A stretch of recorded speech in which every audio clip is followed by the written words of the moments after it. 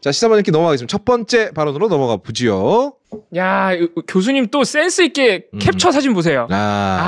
윤갑근 저 일부러 외면하는 건가요? 야, 어쩜 이거를 순간 포착하셨지? 제가 이거를 얼굴을 두 개를 다 넣으려면은 글 하는 부분이 적어야 돼. 예. 그래서 반씩만 잘랐어. 이거는 언론사 기사에서 못 본 것 같은데? 일부러 캡처하셨어요? 이 사진은 처음 봐요. 우와, 신기하다. 참 윤곽근 저 사람 볼 때마다 어떻게 변호사가 저렇게 소극적일 수 있지라는 생각이 자꾸 듭니다. 어쨌든 자, 그럼 피소추인 윤석열 현재 탄핵 심판 최후 변론입니다. 확실히 안경 끼니까 잘 보이네요. 네, 나머지 쓸데없는 개소리는 다 제거했고요. 네. 그 중에서 이 사람이 도대체 이 말을 통해서 뭘 하고 싶은 건가? 그거에 해당하는 것만 뽑았습니다. 그게 결론이 나옵니까? 예. 대단한데요. 결론이 나온다니 궁금합니다. 자, 제가 읽겠습니다. 그냥 국민 여러분께 죄송하고 감사. 사람이 어떻게 죄송하면서 동시에 감사할 수가 있어요? 감사합니다. 너무 웃기죠. 왜 그런지가 이유가 있잖아요. 예. 네. 12상, 그러니까 저 감사는 죄송과 감사는 사실 서부지법 폭동이 이렇게 폭도들한테 한 얘기나 마찬가지 아닙니까? 그렇죠. 네. 그렇죠. 네. 대통령이라는 작자가 국가기관을 때려부순 놈들한테 죄송하고 감사하다는 게 저게 할 말이야 저게? 저게 뇌를 통과해서 주둥이로 나온다고 저게? 정말 뭐 저런 게 12.3 비상계엄은 과거의 계엄과는 완전히 다른 것입니다. 무력으로 국민을 억압하는 계엄이 아니라 계엄의 형식을 빌린 대국민 호소입니다. 12.3 비상계엄 선포는 이 나라가 지금 망국적 위기 상황에 처해 있음을 선언하는 것이고 주권자인 국민들께서 상황을 직시하고 이를 극복하는 데 함께 나서달라는 절박한 호소입니다. 많은 국민들, 특히 우리 청년들이 대한민국이 처한 상황을 직시하고 주권을 되찾고 나라를 지키기 위해 나서고 있습니다. 비상계엄의 목적이 망국적 위기 상황을 알리고 주권자들께서 나서 주시기를 호소하시고자 하는 것이었는데 상당 부분 이루었다는 생각이 듭니다. 예. 진짜 끔찍하다, 끔찍해. 어마어마하네 진짜. 근데 망국적 위기 상황을 꼭 이런 식으로 호소해야 돼. 도대체 왜 그거를 계엄으로 하느냐, 이게 상식적으로 이해가 안 되잖아요. 애초에 망국적 위기 상황을 초래한 게 본인이거든요. 그러니까 좀 길게 저것도 개소리긴 하지만 그래도 저걸 가져온 이유가 계엄의 형식을 빌린 대국민 호소다. 과거의 계엄과는 완전히 다르다. 이제 이 얘기가 이제 결국 핵심이잖아요. 네. 나머지 여러 가지들도 있지만 이게 이 사람이 정말로 그렇게 생각했다는 게 아니라 이게 제일 먹힌다고 생각한다. 지금 유일하게 본인이 기각될 수 있는 논리를 그렇지. 이것으로만 할 수 있다. 애초에 이제 모든 논리는 여기서 시작이 돼야 되거든. 이게 옛날의 계엄과는 다르다. 이건 일종의 호소 작업이다. 왜냐하면 이제 전두환 박정희식 계엄이라고 해버리면 빠져나갈 길이 없으니까. 네. 그래서 이 계엄이 호소인데 나머지 있었던 일들은 이렇게 호소하고자 했는데 설마 이렇게 위헌이고 위법적인 일들을 했겠느냐. 근데 이거로 이제 다 귀결이 되기 때문에 이게 이제 핵심적인 주장이고 자기는 이게 먹힌다고 생각을 했다면 이게 헌법재판관한테 하는 최종적인 논리인 거잖아요. 말도 안 되는 거죠. 그러니까 헌법재판관이라는 사람들이 이 핵심 논리를 받아들이겠냐 이거야. 조금이라도 이해를 하겠냐고. 그러니까 결국 이 카드뿐이 없었다는 얘기는 대단한 망상에 빠져 있거나 아니면 혹여 탄핵되더라도 죄송하고 감사한 사람들에게만 뭐라고 해야겠다. 이렇게 저는 후자라고 생각을 하는 것이 애초에 헌법재판관들을 설득할 생각이 있었다면 최종 변론하는 날 늦게 쳐오지 않았겠죠. 그렇죠. 이게 엄밀히 따지면은 죄송합니다. 도저히 못 참고 욕을 해버렸네요. 실제로 헌법재판소에도 2시간 반이나 늦게 도착했지만 도착하고 들어온 것도 아니에요. 딱 자기 최후 진술을 하는 시간 그 시간에 나왔어. 시간만 나왔지. 이거는 솔직히 말해 헌법재판관들 입장에서 무시하는 것처럼 느껴지고. 당연하지. 5시간 동안 그럼 뭐 했어 이 사람. 쉬면서 구치소에서 나와가지고. 그렇지. 심지어 요리사까지 붙여줬다는 거 아니에요. 지금 보도 나오는 거 보면. 맛있는 거 먹은 것 같아. 분장팀이랑 식사팀이 따라다녔다고 하죠. 그럼 이제 차에 앉아갖고 맛있는 거 먹고 반주 한 잔 때리고 한숨 자고 일어나서 나왔다고 해도 얼추 시간이 맞는 정도의 시간을 혼자 보낸 거예요. 말이 됩니까 이게? 얼마 안 남았어요. 네, 얼마 안 남았어요. 이제는 캐딜락 못 하고 탄핵 심판 결과 나오면 요리사하고 이제 못 붙여. 그렇지, 이제 못 붙여주지. 근데 점점 머리 이렇게 위로 하얘질 거야. 김용현처럼 김용현이 많이 하얘졌던데. 캐딜락 나도 못 타봤는데 씨. 그런데. 그러니까 이게 저도 헌법재판관들한테 호소하려고 했던 말은 아닌 것 같아요. 일단 그 폭도들을 비롯해서 본인 지지자들에게 한 말인 것 같은 게 사실 본인은 계엄은 형식적으로 빌리기만 한 거고 나의 진심 나의 진짜 의도는 여기 있어. 대국민 호소용이야 라는 건데 사실 헌법재판소가 따지는 거는 그 사람의 동기나 진심이 아니라 계엄 빌려왔다고 형식만 빌려왔다고 하는 그 계엄의 형식이거든요. 네. 계엄이 형식을 갖췄어? 아니지. 법적 형식을 하나도 못 갖췄거든요. 헌법재판소는 그런 걸로 판단을 하는데 자꾸 자기 머릿속에 있는 얘기를 하잖아요. 근데 이건 헌법재판소뿐만 아니고 모든 재판이 그 사람 머릿속에 있는 거를 네. 가리고 따지는 게 아니니까. 그러니까 의도, 진정성 이런 건 판단의 요소가 될 수 없잖아요. 아니요? 아니 내가 범죄를 저질렀어. 네. 근데 내가 어떤 의도로 범죄를 저질르니까 중요하겠네요. 법대잖아. 왜 이래. 살해의 의도가 있는 살해냐 아니면 그냥 의도가 없었던 생각해보니까 굉장히 중요한 일이네요. 네. 그렇게 되면 이 사람이 얘기한 것처럼 내가 네. 실제로 이걸 통해서 죽은 사람 하나도 없고 체포된 사람 하나도 없는데 이게 무슨 계엄이냐 이게 무슨 내란이냐 이 말도 결과론적으로 보면 그럼 오히려 거기에 힘을 실어주겠네. 네. 근데 중요하네요. 헌법재판소가 따지는 거는 법적 절차를 지켰느냐, 체포조 명단이 있었느냐 없었느냐 이런 물증을 지금 따져가지고 실제로 계엄이 일어났느냐. 그러니까 윤석열은 실제로 벌어진 계엄의 형식을 자꾸 부정하잖아요. 나는 껍데기만 빌려왔어라고 하는 건데 지금 헌법재판소는 실제로 벌어진 계엄의 형식을 따지고 있거든요. 계엄을 동원해서 포고령을 썼네? 포고령이 무슨 내용이지? 네가 호소용을 머릿속으로 생각했든 말든 포고령 위헌인데 지금 이런 게 쟁점 5가지니까. 군대가 출동했잖아요. 그리고 그렇죠. 군대도 출동했고 국회 창문을 깨고 들어갔고 봉쇄했고. 그리고 그게 수많은 사람들의 기록으로 남아 있고 그 부분이 물증으로 남아 있는데 과연 저렇게 호소하는 것이 효과가 있겠느냐? 물증이냐 심증이냐도 이제 한 가지고. 예. 그러니까 의도라고 하는 말에 이제 아마 거업님이 말하고자 했던 뜻은 주관적 심중이라고 표현하죠. 이제 마음속을 알 수는 없다. 그렇기 때문에 재판에서는 그 사람의 주관적 마음을 유추하려고 하지 않는다. 제 말이 그 말이에요. 네, 이 부분이겠네요. 네. 네. 근데 왜 그렇게 안 도와주셨어요? 오늘 아니 의도라고 그러길래 도와줄 수 있었잖아요. 아니, 의도라 그러길래. 저는 교수님의 심중은 모릅니다. 그러니까 그 심중은 그 물증이라는 표현했지만 이제 표현의 형태라든가 네. 이런 것들을 가지고 유추되는 거죠. 그러니까. 예. 그래서 행위가 중요한 거죠. 행위. 근데 행위를 한 거잖아요. 그렇죠. 계엄 선포는 행위라고. 네. 단순한 형식뿐만이 아니라 내용을 갖춘 행위야. 예. 그러니까 행위에 대해서 판단을 내리는 거죠. 일단. 네. 예. 그래서 이 행위들은 이미 선포되는 순간 성립된 건지. 그렇죠. 무슨 의도로 했건 뭐 그렇지 않았건 간에. 네. 예. 그래서 이제 일단 그 부분이 이제 중요하다라고 하는 게 이제 두 분의 이제 의견이고 예. 그게 맞고요. 예. 예. 근데 일단 이 윤석열의 최후 변론에서 다른 것들은 진짜 전혀 볼 게 없고 네. 왜 계속 그 젊은이들 얘기하고 맞아요. 네. 이분들이 이제는 좀 제 뜻을 좀 알아주는 것 같다. 여기에는 상당한 진심이 담겨 있거든. 그러고 보니까 그 전에 세대 통합 얘기도 했어요. 예. 그게 뭐냐면은 이 사람 여론조사를 지금 믿는 거야. 아 정말? 예. 여론조사를 믿는 거고. 호남에서 자기 지지율이 40%가 나오는데 그걸 믿어요? 그러니까 국힘 지지율이 왜 계엄 전보다 올라갔잖아요. 예. 결과적으로 보면 훅 하고 떨어져서 다시 올라갔으니까 다시 이제 이렇게 떨어지는 것처럼 나오고 있지만 그리고 탄핵 반대 비율이 높게 나오는 거로 보이잖아요. 네, 예, 자신의 눈으로 보기에는 자기 지지율보다 높거든. 자기 계엄 직전 지지율보다 높아. 그러니까 이제야 내 마음을 알아준다는 말이 나오는구나. 그렇지. 내가 계엄하기 전에는 내 마음을 몰라주다가 계엄하니까 내 마음을 알아주네? 계엄 성공 뭐 이건가? 그러면 계엄하고 나니까 내 마음을 알아주는데 만에 하나 대통령 다리 돌아가면 내 마음 더 알아달라고 또 계엄하겠네? 개헌하겠죠. 그 사람 말씀에 개헌이라고. 개헌 얘기 있었지. 네. 맞아. 정치 개혁하겠다 그러면서 이제 계엄 발음이 비슷하네. 그래서 나중에 쓸데없이 정치개혁 얘기하고 막 이러는 거, 뭐 임기에 연연하지 않겠다 이런 얘기하는 거, 이게 상당 부분은 진심이야. 임기에 연연하지 않고 지가 계속 해먹겠다 뭐 이런 얘기. 속마음 왠지 그거 같은데. 그것도 이제 뭐 당장은 얘기 못하지만 하는가만 해보고 뭐 이런 것도 그런 거죠.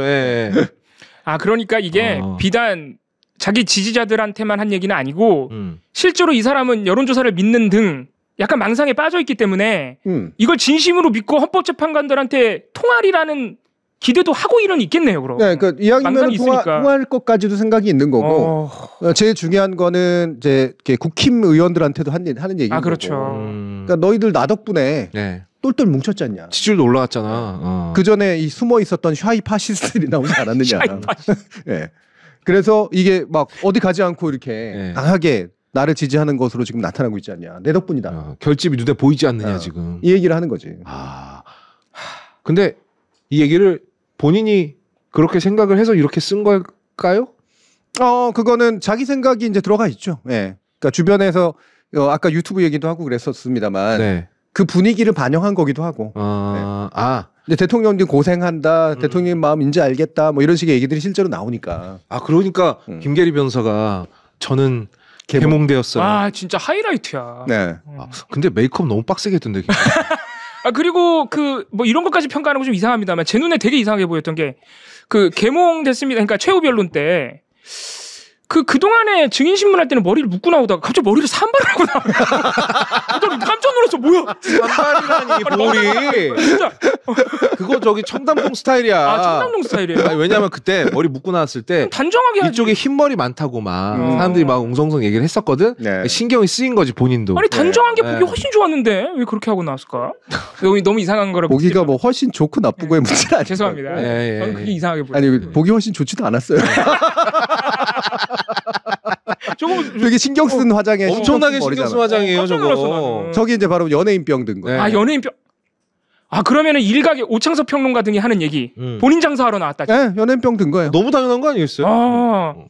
왜냐하면 법정에 가보신 분들은 알겠지만 법정의 분위기라는 건 대단히 보수적이어서 그래서 화장도 원래 짙게 잘 안 하고 잘 안 합니다. 복식도 되게 무채색 위주로 이제 입고 이제 이러거든요. 여성분들도 마찬가지고 그래서 여성분들이 여성 법조인들이 그 분위기에 너무 싫어해. 질식돼 있고. 근데 이런 걸 하고 있다는 얘기는 법정의 분위기 신경 안 쓰는 거지.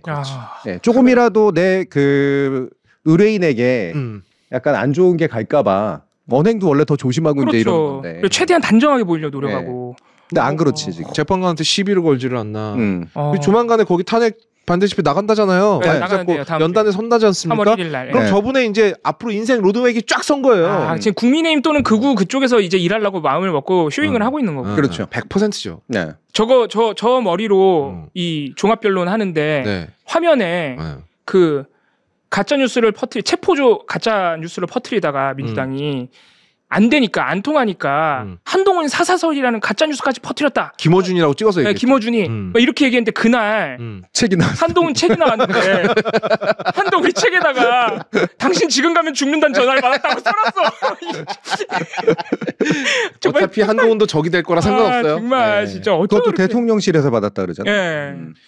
아주 하이라이트였습니다. 그 얘기하면서 저는 개몽되었습니다 할 때 쉼표 한번 들어가고 머리 한번 이렇게 하면서 저는 개몽되었습니다 이러는데 와 진짜 화나더라 보는데. 그런 거를 전문 용어로 간증이라고 불러요.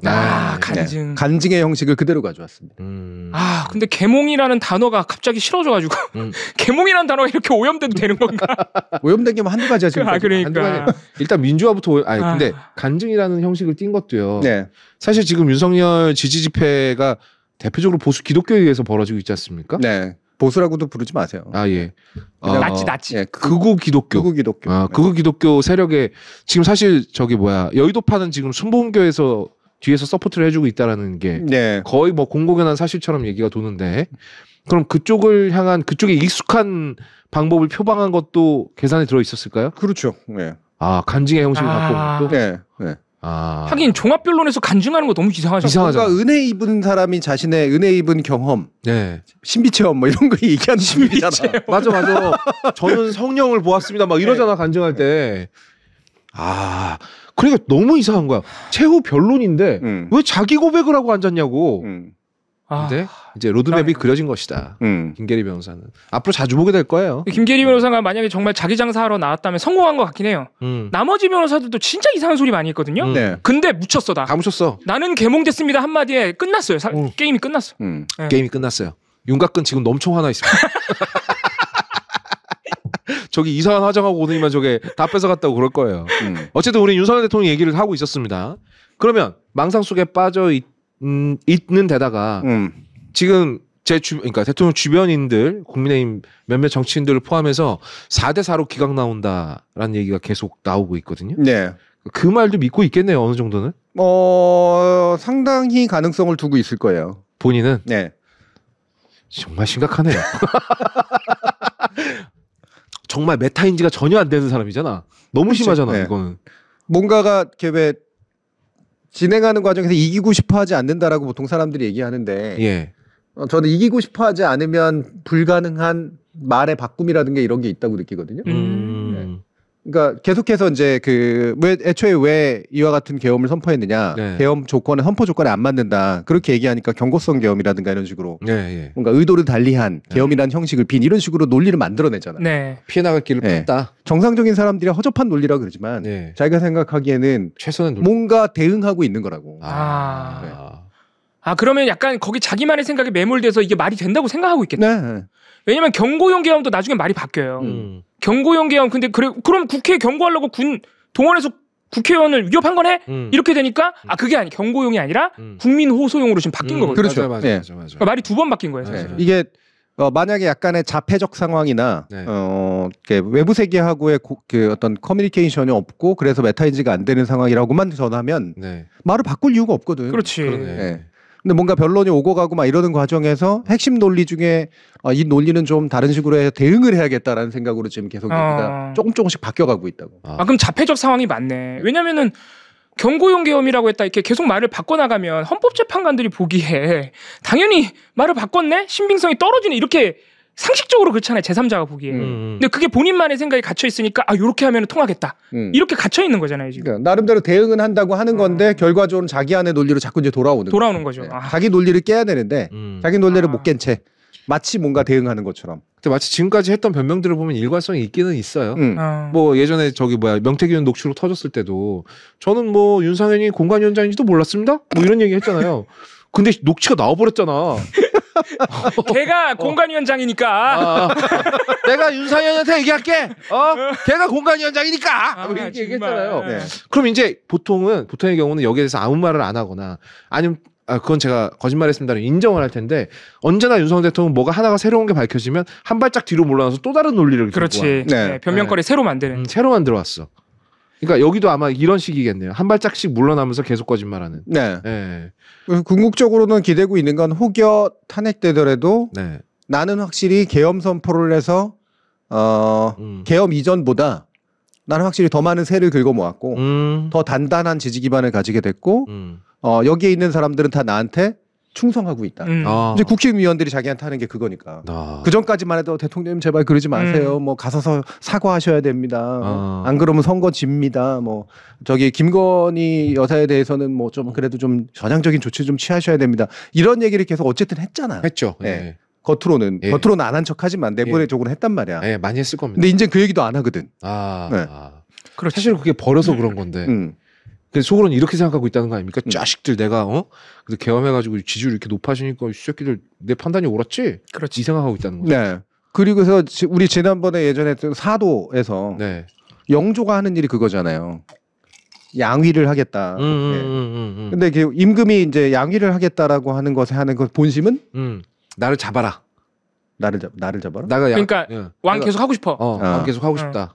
핵심은 그거를 받아들이는 신용을 조금이라도 보이는 놈이 있으면 죽여버리겠다 이거. 그치. 더 나아가면 거기에 목적이 있죠. 근데 이게 이제 그 절대 군주의 힘이잖아요. 그러니까 계엄이 사실 비슷한 형식이라고 자기는 지금 생각하고 있는 거야. 그러니까 영조를 뭐 염두에 뒀을 정도의 역사 지식은 없다고 생각하고, 네. 핵심은 그 심리. 내가 이런 극단적인 상태를 만들어가지고 이놈들이 어디에 줄 서는지 보자. 그리고 밑에 있는 애들은 그걸 느끼고 있는 거지 지금. 근데 사실 그건 지지세 때문에 느끼고 있는 건데. 그렇죠. 윤석열 때문에. 윤석열에 대한 충성이 아니라. 네. 근데 그걸 나에 대한 충성이라고 지금 착각을 하고 있는 거라고. 와 그러면 나중에 그 충성한다고 코스프레하던 사람들은 한 번에 싹 돌아서는 일이 분명히 벌어지죠. 제가 장담컨대 아마 몇 개월 내에 배신자 척결론 이런 거 나올 겁니다. 네. 장담컨대. 아니, 아마 선거 나오면 선거 나오고 국힘 경선 끝나면 아마 이제 국힘도 근데 이러다가 정말로 경선에서 김문수가 이길 것 같거든요. 그러니까 배신자 척결하는 게 뭐냐면 얘가 상처를 입는 거지 이제. 김건희나 윤석열 측이 아니 이렇게 돌아선다고? 이놈들이 무서운 줄 모르고 지금 서부지법 폭도들이 내 손에 있는데 백골단 풀어 뭐 이런 분위기. 그러면은 나중에 권영세나 권성동 집 앞에 그렇죠. 네. 배신자 척결 뭐 이거 들고 네. 막 태세 전환 조금이라도 하는 놈 있으면 이제 거기서 이제 아마 피 터지는 투쟁이 아마 시작될 거예요. 재밌겠다. 아이고야. 너무 재밌을 것 같은데. 캡틴 아메리카 출동하나요? 그 사람 구속됐어요. 구속돼가지고 팔콘 나왔잖아요. 팔콘 나왔지. 팔콘 진짜 기가 막히지. 진짜야 근데. 그러니까 말이지 않는 셈이야. 난 농담인 줄 알았어요. 팔콘 나왔더니 농담인 줄 알았는데 진짜야. 팔콘은 얼마나 기다리고 있었을까? 야 이제 내 차례야. 머리 아파. 다른 세계관도 등장했습니다. 언더테이커도 등장했어요. 언더테이커까지 나왔어? 그 중절모 같은 거 쓰고 레인코트 같은 거 입고 나왔어. 덩치 커다란 사람이. 어디까지 나올지 너무 궁금합니다. 네. 네. 조만간 조커도 나올 것 같아요. 사실 코스프레는 조커가 제일 돈이 안 들거든요. 그러니까 정치적으로는 지금 상황이 저따위 짓을 하고 있는 게 우리 민주주의 관점에서 굉장히 위험하고 예. 되게 불행한 일인데 왜요?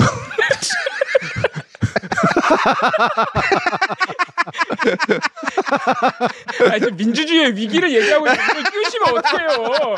민주주의의 위기가 지금. 나는 순간적으로 못 알아봤어. 저게 팔콘이라고? 뭐였지? 약간 이상한 생물처럼 생겼는데. 사실 캡틴 아메리카 없었으면 그냥 제비라고 불렀을 겁니다. 예. 약간 미국 마크 7에 놓은 제비 같다라 뭐 이런 느낌이 있었을 텐데 캡틴 아메리카가 등장을 하는 바람에 네. 저 아저씨도 갑자기 팔콘이 된 거죠. 난 순간적으로 그 마징가 머리 같은 느낌? 이렇게. 마징가 제트 지금 손동희님이 마징가 제트 같다고. 예. 그 머리에 이렇게 들어가는 애들 있잖아 이렇게. 예. 아 머리 아파. 예. 어쨌든간 예. 정치적으로는 되게 안 좋죠. 이런 상황은. 네. 예. 진짜 박근혜가 순한 맛이었다라는 걸 여러 번 이제 발견을 하는데, 그리고 저렇게 뭉친 세력이 입을 상심 이런 표현도 쓰고 싶지는 않지만 어쨌든 그 상심은 되게 안 좋은 에너지가 될 거고, 그것 때문에 아마 상당 기간 우리 사회가 되게 많은 혼란을 겪을 거예요. 근데 대신 또 그렇다고 해서 저렇게 똘똘 뭉쳐서만 갈 수는 없어. 네. 저건 서로 간에 이제 피 터지는 싸움 벌어진다고 또. 벌써 벌어졌습니다 지금. 네. 예. 네가 정당하니 내가 정당하니 내가 순순히 네가 잡종이니 뭐 이런 식의 얘기들을 하면서 벌어질 수밖에 없다고. 제가 예전에 그 한동훈하고 윤석열은 반드시 깨질 수밖에 없다. 네, 그거를 이제 그 조폭 영화 가지고 얘기를 했었잖아요. 네. 지금 저들도 그런 길을 또 겪을 수밖에 없어요. 그러니까. 그리고 지금 그러니까 윤석열은 본인을 향한 충성심이라고 착각하고 있는 그 국민의힘이 매달리고 있는 지지세도 되게 갑자기 엄청 지지율이 높아졌다고 얘기하지만 우리가 항상 얘기하는 게 그게 실제로 지지율이 높아진 게 아니라 뭐 그게 돈 때문이든 뭐 때문이든 사실은 우리 사회의 전체적인 분위기 이미 합의된 상식 이런 것 때문에 숨죽이고 수면 위로 안 올라오던 파시스트들이 지금 윤석열 때문에 수면 위로 올라온 거잖아요. 올라온 거지. 인구의 일정 부분 항상 그런 사람들이 있으니까. 네. 그러니까 국민의힘이 박근혜 탄핵 때는 그나마 반성 모드를 보여주기라도 해서 그런 사람들이 황교안, 민경욱 이런 사람 쪽으로 쪼그라들었어요. 이렇게. 네. 국민의힘이 그러니까 그때는 우리 마음엔 안 들어도 일정 정도 역할을 한 거야. 그때만 해도. 했지. 그 사람들을 이런 나치즘 같은 사람들을 쪼그라뜨려 놨어요. 그리고 그나마 뭐 이렇게 좀 개혁하는 척하면서 우리 마음에 안 들어도 이준석 같은 사람도 들어오고 이렇게 된 건데 지금은 그때 실패했다라는 이상한 교훈을 얻어가지고 그렇지. 그 자기네가 거기에 흡수돼 버리고 있는데 이준석이 왜 들어가 근데? 이준석을 대표로 만들었잖아요. 그러니까 그런 분위기 전환을 지금 한 3년에서 4년을 이렇게 취약한 거구나. 그렇죠. 훅 뛰어넘어버렸네. 네. 예. 어쨌든 그런 변화 과정을 거쳤다는 거죠. 국민. 그때 이준석도 되게 앞서빠르게 박근혜랑 재빠르게 손절했잖아요. 그러니까요. 재빠르게 손절하고 나는 젊은 보수다. 뭐 이런 식으로 포지셔닝을 해서 성공했죠. 이제 얄짤없습니다. 너는. 왜냐하면 그 당시 이제 새누리당이 쪼개진 거고. 네. 그렇죠. 쪼개졌다 네. 돌아오긴 했는데. 그래가지고 이제 바른미래 뭐 새보수 뭐 이런 계열로 이제 네. 나갔다가 나중에 통합하면서 이제 나중에 맞습니다. 3년 뒤엔가 이제 돌아온 네. 거니까. 그래서 어쨌든 뭐 그런 식의 이제 일들을 겪었다는 건데 지금은 안 그렇겠죠. 안 그럴 것 같아요. 네, 안 그럴 것 같고 뭐 한동훈이 과연 이제 저 안에서 당에서 이제 다시 대표가 되거나 뭐 후보가 될 거냐 아니냐의 문제 정도만 아마 정치적 변수로 남아 있을 테고 나머지는 대우를 유지한 채 그 대우의 그 리드를 누가 쥘 거냐 이거 가지고 이제 싸움하는 이제 그런 상태가 되겠죠. 일단. 그때 교수님 제가 되게 궁금한 게 지금 이런 상황이라면 한동훈은 굉장히 이질적인 존재잖아요. 네. 거기다 보수라고 말하면 안 되지. 그들이 제일 싫어하는 배신자란 말이에요. 엄청 욕먹고 있죠. 지금도. 그 배신자라는 걸 책으로 써서 아예 증명을 해버렸어. 네. 거기다가 게시판 논란 있지 않습니까? 그거 국민의힘 당 내부에서는 이미 조사가 끝났대요. 그건 스모킹 건이 아니라 이건 진짜 겨누고 있는 총이야. 한동훈 너 여기까지 떠오르기만 해봐 바로 쏠 거야 지금 이러고 있단 말이야. 준비하고 있다는 거죠. 죽여버릴 준비가 끝났단 말이죠. 그래서 한동훈도 지금 외곽을 빙빙 돌고 있는 거잖아요. 네. 근데 여기를 과연 한동훈이 중심부까지 갈 수 있을까? 저도 그게 궁금해요. 결국 대선 나오려면 국민의힘에서 나와야 될 텐데 네. 이 강고한 배신자 프레임을 깰 수 있을 것인가. 그러니까 보니까 책에서도 약간 분열적이더만 계엄은 잘못됐지만 이재명하고 야당은 폭거를 한 게 맞아. 막 이런 내용이 있다 그러더라고요. 갈 수 있을까요? 못 갈 가능성이 한 70% 이상 되죠. 네. 그러니까 저 안에서 결국 한동훈이 그래도 될 거다라고 예상하시는 분들도 가끔 있는데 네. 저는 그럴 가능성 굉장히 적다고 보고요. 그러려면은 진짜로 엄청난 드리프트를 해야 되거든. 네. 그 예전에 이준석 당대표 만들듯이 그때 있었던 드리프트가 되게 셌잖아요. 그렇죠. 네. 근데 그때는 그게 흐름이 팍팍하고 진전되는 게 보였다고. 민주당이 갑자기 확 하고 약화되고 네. 큰 사건들이 계속해서 연이어 벌어지고 그 물 타고 이제 이준석은 원래 당대표 나올 생각도 없었다가 네. 내가 전에 얘기했던 사무총장 하고 싶어 했대요. 네. 근데 갑자기 이제 물 타가지고 오르면서 이제 사람들이 그 새를 보고 그때만 해도 그 국민의힘 쪽의 지지 세력들은 약간은 감이 있었어요. 그 새를 어떻게 최대한 키울 것인가에 대한 감이 있었다고. 이거 어떻게 보수 세력을 만들어서 우리화시킬 것인가에 대한 고민이 있었다는 말씀이죠. 그렇죠. 이준석을 뭐 그 어떤 대통령 후보로 만들겠다는 게 아니라 저런 애한테 지금 뭔가 몰리는 거를 키워주면 그렇지. 우리 당이 그래도 뭔가 할 수 있는 당이 되겠구나. 라고 해서 그때 이제 기사회생을 하고 그리고 이제 오세훈 시장 당선시키고 보궐에서 그리고 나중에 결국 윤석열 수입해가지고 이제 대통령 만든 거잖아요. 그렇죠. 네. 근데 그렇게 드리프트가 일어나는 방식으로 다시 일어나기는 대단히 어려워. 이미 너무 많이 갔어. 너무 많이. 드리프트 잘못하면 이제 절벽으로 떨어질 판이거든요. 지금. 네. 아니면 이렇게 구르는 거죠. 네, 굴러버리는 거지. 와, 그러면은 지금 그러니까 나는 이번 대통령 후보 경선만큼은 국민의힘이 더 재밌을 것 같아. 정말 진짜 막 머리채 쥐어잡고 싸울 것 같거든. 막. 그럼 너무 이게 기대됩니다. 우스갯소리가 아니네. 한동훈이 성공할 가능성이 만약 낮게 우리가 본다면 정말 김문수 같은 사람이 될 가능성이 그렇다니까. 오히려 높은 상황이라는 거잖아요. 그렇죠. 네. 와. 김문수는 움직이지 않는 심각하네. 자기 세력이 있어. 게다가 명태균 리스크도 없어. 김문수는. 왜냐하면 이게 근본주의, 네. 기독교 근본주의도 마찬가지로 이제 그 비슷한 건데 이른바 순혈 논쟁이 붙잖아요. 예. 그러면 더 세게 발언하는 사람 쪽으로 계속 쏠리거든. 와. 그리고 거기서 조금이라도 달라지면 이제 배신자가 되는 거고. 네네네네. 그 흐름의 분위기를 타는 이상은 더 이상 돌아오기 되게 어렵고. 네. 그럼 질 것 뻔히 알면서도 김문수를 뽑을 가능성이 높아. 와, 그러면 민주당 입장에서는 땡큐인데 김문수가 나오면. 근데 또 이제 보수들은 이상한 결집 능력 같은 게 있잖아요. 네. 이 사람이 우리 이번에 본인들이 생각하는 보수 대통령 후보다라고 하면 또 전날까지 욕하다가 또 귀신같이 집결한단 말이에요. 그런 두려움은 또 있긴 하다. 근데 생각보다 그렇게 전날까지 해서 그 다음날 그렇게 안 돼요. 네. 그럼 너무 다행이고요. 하긴 요즘에 김문수 막 턱걸이하고 난리 났잖아 막. 그 왜 그러는 거야 도대체? 나 진짜 이상한 사람 너무 많아 세상에. 팔콘. 나 이상한 말 할 뻔했다. 김문수가 팔콘은 아니겠지. 아니지. 김문수는 팔콘 아니고 팔순. 내가 캡틴 코리아다 이러면서 나오는 거 아니야? 근데 그럴 것 같은 수준의 사람이잖아. 솔직히 김문수는. 그럼 배치기 하고 있네. 저거는 턱걸이라기보다는 약간 몸부림에 가깝지 않나? 배치기인데 어쨌든 저 나이에 저 배치기라도 그러니까 대단하긴 하죠. 대단하죠.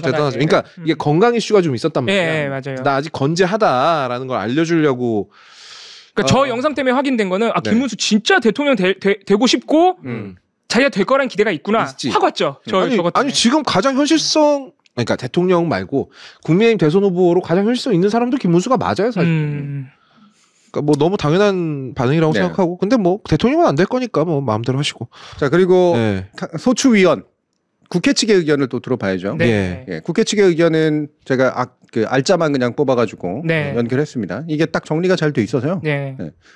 한번 보시면은 정청래 법사위원장이 소추위원이었고 뭐 다른 되게 문학적 표현들도 주목을 많이 받았는데 저는 쓸데없다고 생각합니다. 쟁점을 딱 헌법재판소가 이번에 심판 시작할 때 5가지 쟁점 딱 한 거. 뭐 딱 첫째 둘째 이렇게 해가면서 깔끔하게 정리해줬습니다. 피청구인 윤석열은 파면되어야 합니다. 12월 3일 내란의 밤 전 국민이 TV 생중계를 통해 국회를 침탈한 무장한 계엄군들의 폭력 행위를 지켜봤습니다. 그리고 첫 번째 피청구인 윤석열은 헌법 77조에서 규정한 계엄의 조건을 위반했습니다. 두 번째, 피청구인 윤석열은 계엄 선포의 절차적 정당성을 위반했습니다. 셋째, 피청구인 윤석열은 비상계엄을 해제할 유일한 권한이 있는 국회를 침탈했습니다. 넷째, 위헌위법적인 포고령을 발표했습니다. 다섯 번째, 계엄군이 중앙선관위를 침탈한 것도 사법부의 주요 인사를 체포, 구금하려고 했던 것도 모두 헌법과 법률 위반입니다. 네. 네. 깔끔하죠? 핵심만 집어서 얘기했네요. 네. 이게 이제 그 다음에 보여드릴 여러분들이 이제 헌재의 재판관들이 뭐 보수니 진보니 이런 식의 얘기를 하시는데 도대체 뭘 가지고 판단할 거냐. 면 딱 이 세 가지예요. 네. 그리고 이건 법률신문에서도 잘 정리해서 나왔습니다. 그리고 그동안 그 변론일이라든가 이럴 때 계속 질문 나왔던 것들을 이런 식으로 묶어놨거든요. 네. 네. 이게 세 가지 내용. 이게 아까 5가지 중에 3개로 압축한 거나 네. 거의 똑같아요. 맞아요. 예. 그 5가지 쟁점이 국회 선관위가 나눠져 있어서 그래요. 네. 그 쟁점이 이번에 그러니까 2개가 한꺼번에 들어가 있는 맞아요. 거죠. 네. 네. 그러니까 쟁점 1이 계엄 선포 목적과 절차가 적법했느냐. 이게 계엄할 만한 상황이었냐. 이게 일단 중요하고요. 네. 네, 비상시라고 판단할 수 있느냐. 네. 두 번째, 국무회의 5분짜리가 맞느냐. 국무회의 했느냐. 네, 국무회의 제대로 했느냐. 네, 그래서 실제로 질문 나온 거 보면 부서 누가 했느냐. 그러니까 옆에다가 이거 했느냐. 회의록 남겼느냐. 그거 어디 갔느냐. 받을 수 있느냐. 이런 것들이라고. 네. 그러니까 헌법재판관들이 그걸 특히 부서를 엄청나게 집요하게 질문했거든요. 그렇죠. 예. 그게 그만큼 중요하다는 거죠. 그렇죠. 계엄 선포 절차에. 여기에 이제 법률신문에서 모아놓을 때도 일부러 정영식, 김영두 재판관 질문들을 많이 모아놔요. 아, 일부러 약간 그 보수적인 분들? 그렇지. 그나마라도 기각에 대해서 조금이라도 이제 의견이 있을 것 같은 사람들이 도대체 무슨 질문을 했을까? 이거라고. 저 두 사람이 특히 절차에 대해서 질문 많이 했죠. 많이 했죠. 네. 네. 그러니까 기본적으로 아까 얘기했던 경고성 계엄이 국민 호소형 계엄은 말도 안 되는 거고 네. 그건 계엄법상 계엄이 일어날 조건에 해당하는 것이 전혀 아니기 때문에 그래서 애초에 계엄법을 위반했다. 지금 국회에서 주장하고 있는 건 이 부분이 상당히 당연히 그렇게 받아들일 가능성이 높고 여러모로 국무회의는 안 한 것 같고. 안 한 것 같고. 네. 회의록도 없고. 네. 네. 그래서 쟁점 1에서 확실하게 이거는 위헌 위법입니다. 두 번째 국회 선관위 병력 투입. 이거 질문 많이 했거든요. 네. 이것도 많이 했어요. 네. 도대체 왜 했냐? 네. 질서 유지 목적? 왜 질서 유지를 하지? 애초에 군인이 안 갔으면 질서가 어지럽혀질 일이 없는데. 그거 정영식 재판관이 그렇게 딱 물어보잖아요. 그 군인이 가서 혼란이 유발된 거 아니에요? 그러니까요. 네. 네. 유리창 깨고 진입했는가? 이것도 정영식 재판관이 이제 질문을 했어요. 네. 네. 단전도 했죠. 네. 그러니까 이거는 또 죽어라고 이제 막 아니라고 부인한 영역이잖아요. 네. 죽어라고. 네. 첫 번째 쟁점 1에 대해서는 윤석열 측은 목적이 딴 데 있었다. 전통적인 계엄하고는 다르다. 이게 이제 주장이니까 말도 안 되는 개소리. 국회하고 선관위의 병력 투입 이거는 그냥 가서 100몇십 명이서 어떻게 그걸 할 수 있느냐. 네. 뭐 이런 식의 이제 전혀 논점 일탈적인 답변만 하고 실제로 죽은 사람이 있느냐, 체포된 사람이 있느냐. 그러면서 그 김계리가 그 얘기했던가? 정작 군인의 재산과 뭐 군인의 그 부상 같은 거 이런 거 어떻게 하느냐. 네. 민간인은 하나도 상처 안 입었는데. 시민이 군인을 폭행했다. 네. 그런 식의 얘기를 하고 있는 거죠. 그다음에 세 번째가 이제 이 부분 정치인 체포 지시에 관련해서 이게 이제 가장 많이 얘기가 됐던 거잖아요. 노상원 수첩 여기서 등장하고요. 네. 이거는 홍장원 차장 때문에 국정원이 CCTV까지 까는 국정원이 자기네 CCTV를 까는 일이 벌어졌죠. 초유의 사태입니다, 진짜. 그것도 3분 차이를 증명하려고 대단한 사람들이에요. 그래서 쟁점이 1, 2, 3도 이게 우선순위예요. 일단 쟁점 1에서 위헌 위법이 발견되면 무조건 탄핵입니다. 이건. 네. 애초에 계엄법이 얘기하고 있는 조건에 맞지 않으니까 당연히 위법이고 절차 위반 엄청 큰 거예요. 이거는 생각 이상으로 큰 거라서 그렇죠. 1번에서 이미 탄핵 확정이야. 2번에서 그 헌법재판소는 그 사형 판결 안 내리는 데지만 사형할까? 이런 생각 들 거라고. 아이 새끼 그냥 사형해? 국회는 왜 병력을 풀었어? 그럼 내란으로 갑자기 넘어가는 거야. 그렇지. 헌법재판관들도 그런 생각 할 것 같아요. 근데. 하지. 이거 내란죄 빼지 말 걸. 더 확실한데. 더 확실하게. 나중에 헌법재판소 의견은 낼 수 있을 겁니다 아마. 네. 형법재판에다가 우리는 사용하는 게 맞다고. 이례적으로 헌법재판소가 의견서를 내는 거야. 아니 우리가 앞에 재판해봤는데 얘는 사형이 맞아. 그렇지. 야 너네 우리 재판하는 거 맞지? 우리 증인 8번이나 있다. 막 그러면서. 소수 의견임을 전제하고 이제 쓰는 거지. 네. 비록 헌법재판소는 헌법과 법률에 따라서 탄핵 파면 여부만 결정할 수 있으나 뭐 약간의 첨언을 하자면 얘는 씨는 이걸로 정신 못 차린다. 야 그거를 대통령직만 뺏어서는 안 돼. 사용에 쳐야 된다. 정영실 재판관 있으면 더 웃기겠다. 진짜 재밌겠다. 그럼 진짜 화나겠다. 아무튼간에 예, 헌재 기대하겠습니다. 네. 세 번째 정치인 체포 지시 있었나까지. 뭐 근데 증거가 너무 확실하잖아요. 네. 아니 이거 뭐 노상원 수첩 하나로 무너지는 거 아니겠어요? 홍정원만 이런 얘기 한 것도 아니고 같은 명단이 방첩사에서도 나오고 경찰에서도 나왔다는 거 아닙니까? 군인들 지원도 엄청 나왔잖아요. 이거 뭘 굳이 얘기를 합니까? 그리고 CCTV에 그 계엄이 해제된 이후에도 우원식 국회의장 그 주변에 계속 기웃거렸잖아요. 끝까지 남아 있잖아요. 왜 기웃거렸겠어요? 마중 나온 거야? 그 해명이 진짜 웃기잖아요. 국회의장을 보호하러 왔대. 연병. 어이가 국회의장을 보호하러. 나 진짜. 그리고 심지어는 그런 음모론도 있잖아. 아직 그 안에 그 아무도 없는데 담 넘으려. 집에 있는 줄 알고. 김계리 변호사가 한 얘기고 이것도. 김계리 변호사가 한 얘기예요. 저거 분명히 그래서 짜고 음모해가지고. 그러니까 이재명 대표랑 우원식 국회의장이 짜고 자 우리 아무도 없지만 문으로 들어가지 말고 담을 넣어 갑시다. 진짜 이상한 사람 너무 많아 세상에. 자존심 상해 그런 사람이 변호사라니. 국회의원이 지키는 사람이 없는데 왜 국회에 담을 넘어 들어가요? 문으로 들어가지.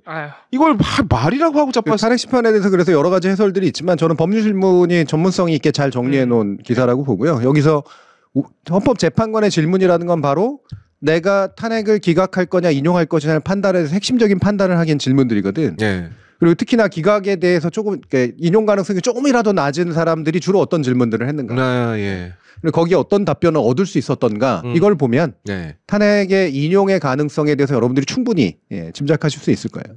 이거 만약에 소수 의견이라도 아니면 탄핵을 뭐 기각해야 된다는 의견이 있으면 그 전부 의견서 다 써야 되잖아요. 써야 돼요. 그럼요. 자기 의견 다 써야 됩니다. 쟁점마다 다 써야 돼요. 그럼 만약에 이렇게 지원이 나왔는데 그걸 반하는 의견을 쓰려면 얼마나 많은 양을 써야 될 거야. 말도 안 되는 거예요. 그렇죠. 정영식 재판관 머리가 간달프 될 때까지 써야 돼. 그러면 간달프 될 때까지. 이미 많이 팔콘처럼. 팔콘 머리카락이 팔콘 모양이 될 때까지 써야 된다고. 하겠어. 안 그래도 힘들어 죽겠는데 개소리 듣느라고. 절대 못 한다. 탄핵 심판하면서 나온 증거에 다 반박을 써야 되는데 더 힘들지 그게. 어떻게 해 그거를. 제정신으로 못 합니다 그거는. 그러니까 이 부분에 대해서는 걱정할 일이 없을 것 같아요. 오히려 교수님 말씀대로 탄핵 이유가 다 걱정이죠. 맞아요. 왜냐면은 우리가 가능성이 높게 보는 인용 결과가 나오면 저들은 더 폭도들이 더 일어날 것이기 때문에 더 걱정되는. 오늘 또 전환길이 국회까지 와가지고 그 얘기 했잖아요. 헌법재판소는 뭐 먼지가 되어 사라질 것이다 뭐 이런 얘기 했잖아 또. 전환길 뭐 이상한 티셔츠 입고 나와가지고 막 그 얘기를 하더라고. 자 그리고 많이 인구에 회자된 건데 장수룩 변호사의 의견 진술. 제가 이제 앞서서 정청래 의원이 엄청 열심히 쓴 문학적 표현은 안 보여드렸어요. 왜 장수룩 변호사 건 보여주세요. 왜냐하면 여러분들이 재판정에서 감동적인 표현을 쓰는 게 얼마나 효과가 있을 거라고 생각하세요? 없는 것 같아요. 저도 별로 없을 것 같아요. 심지어 역효과가 큽니다. 그렇죠.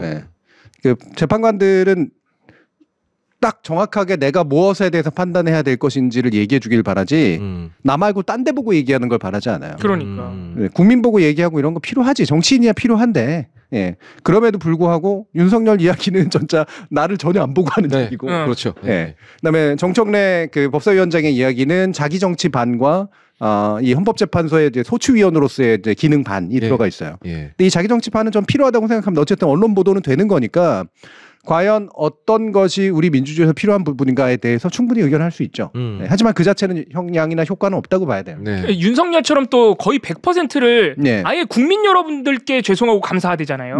그런 식으로 100% 딴소리 한 건 아니니까. 근데 저는 장수룩 변호사의 이야기는 굳이 가져온 이유는 같은 문학적 표현이라고 하더라도 실제로 지금 뭐가 정말로 문제인 것인가에 대해서 대단히 감성적인 언어지만 잘 표현했다고 생각하기 때문이에요.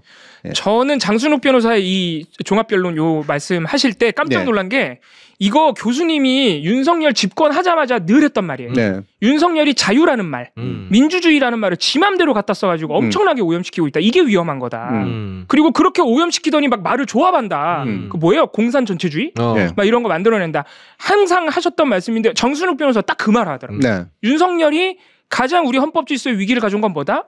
언어로 오염시켰다. 그렇지. 아 너무 감동. 말의 기능을 무너뜨린 거고 네. 이거는 특히나 법률 언어는요. 법률의 언어는 그 법률적 언어를 정제하기 위한 수많은 노력을 하기 때문에 그래서 법률 언어가 어려워지는 거거든요.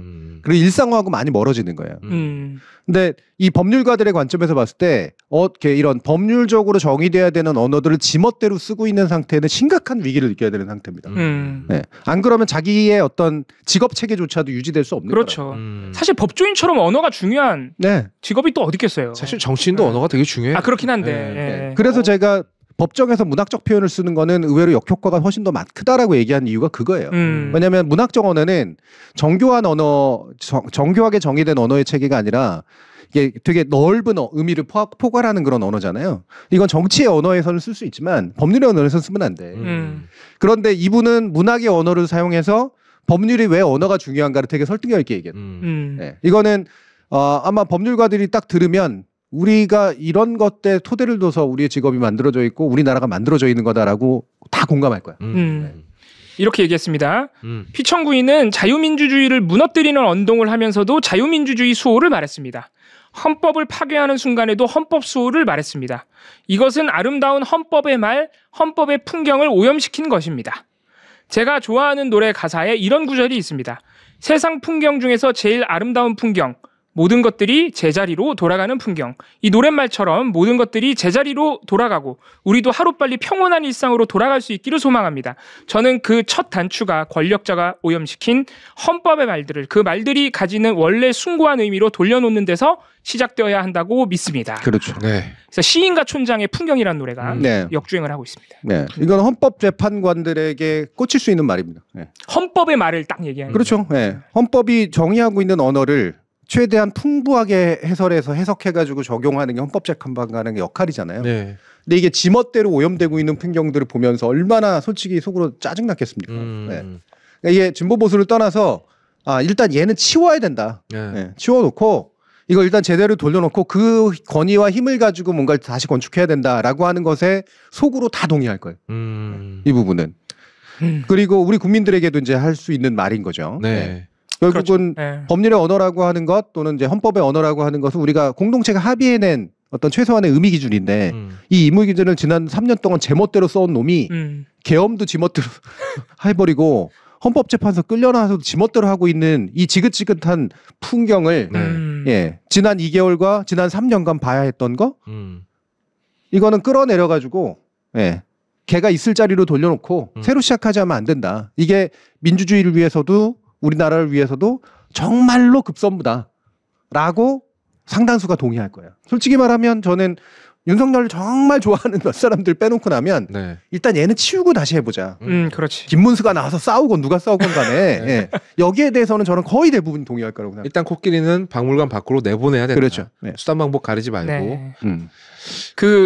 왜 정청래 소추위원권 안 보여주냐 아까 어떤 분이 정청래 위원은 무슨 표현을 했길래 그러냐. 제가 기억나는 거는 이거 있습니다. 호수 위에 달 그림. 호수 위에 달 그림자마저 계엄을 봤다. 저는 그게 그분이 쓴 문학적 표현 중에 제일 괜찮은 표현이라고 생각합니다. 그래요? 그 기억에 남는 이유가 있네. 물론 이제 그거를 일부러 가져다가 이제 쓴 건데. 그 목격자 누구나 다 목격했다. 다시 말하면 이거는 상식적으로 우리는 판단해야 될 부분이 이미 거기서 나온 거다. 결론은 이미 나 있는 거다라는 설득력 있는 얘기라고 보고요. 그 자체는 뭐 충분히 괜찮은 얘기고.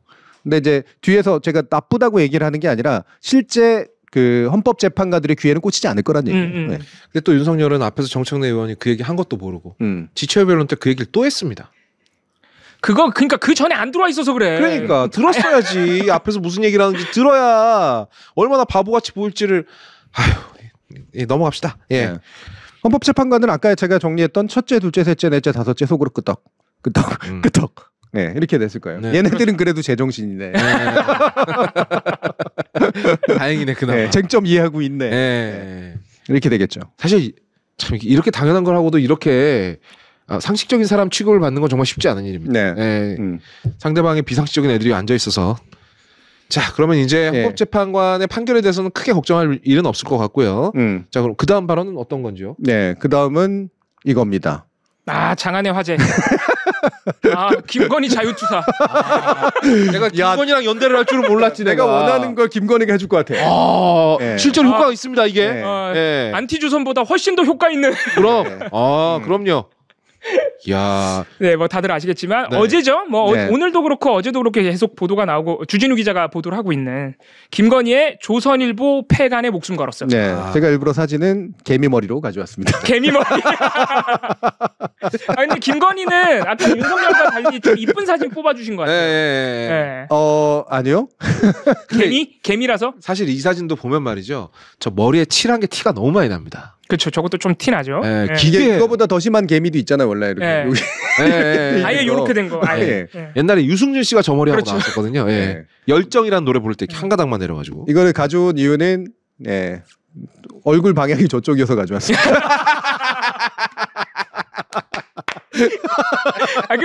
조선일보 마크 왜 이렇게 옛날 거 가지고 오셨어요?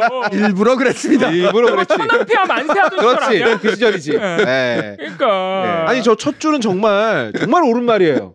저 첫 줄은 조중동이야말로 우리나라를 망치는 애들이에요. 너무 맞는 말 아닙니까?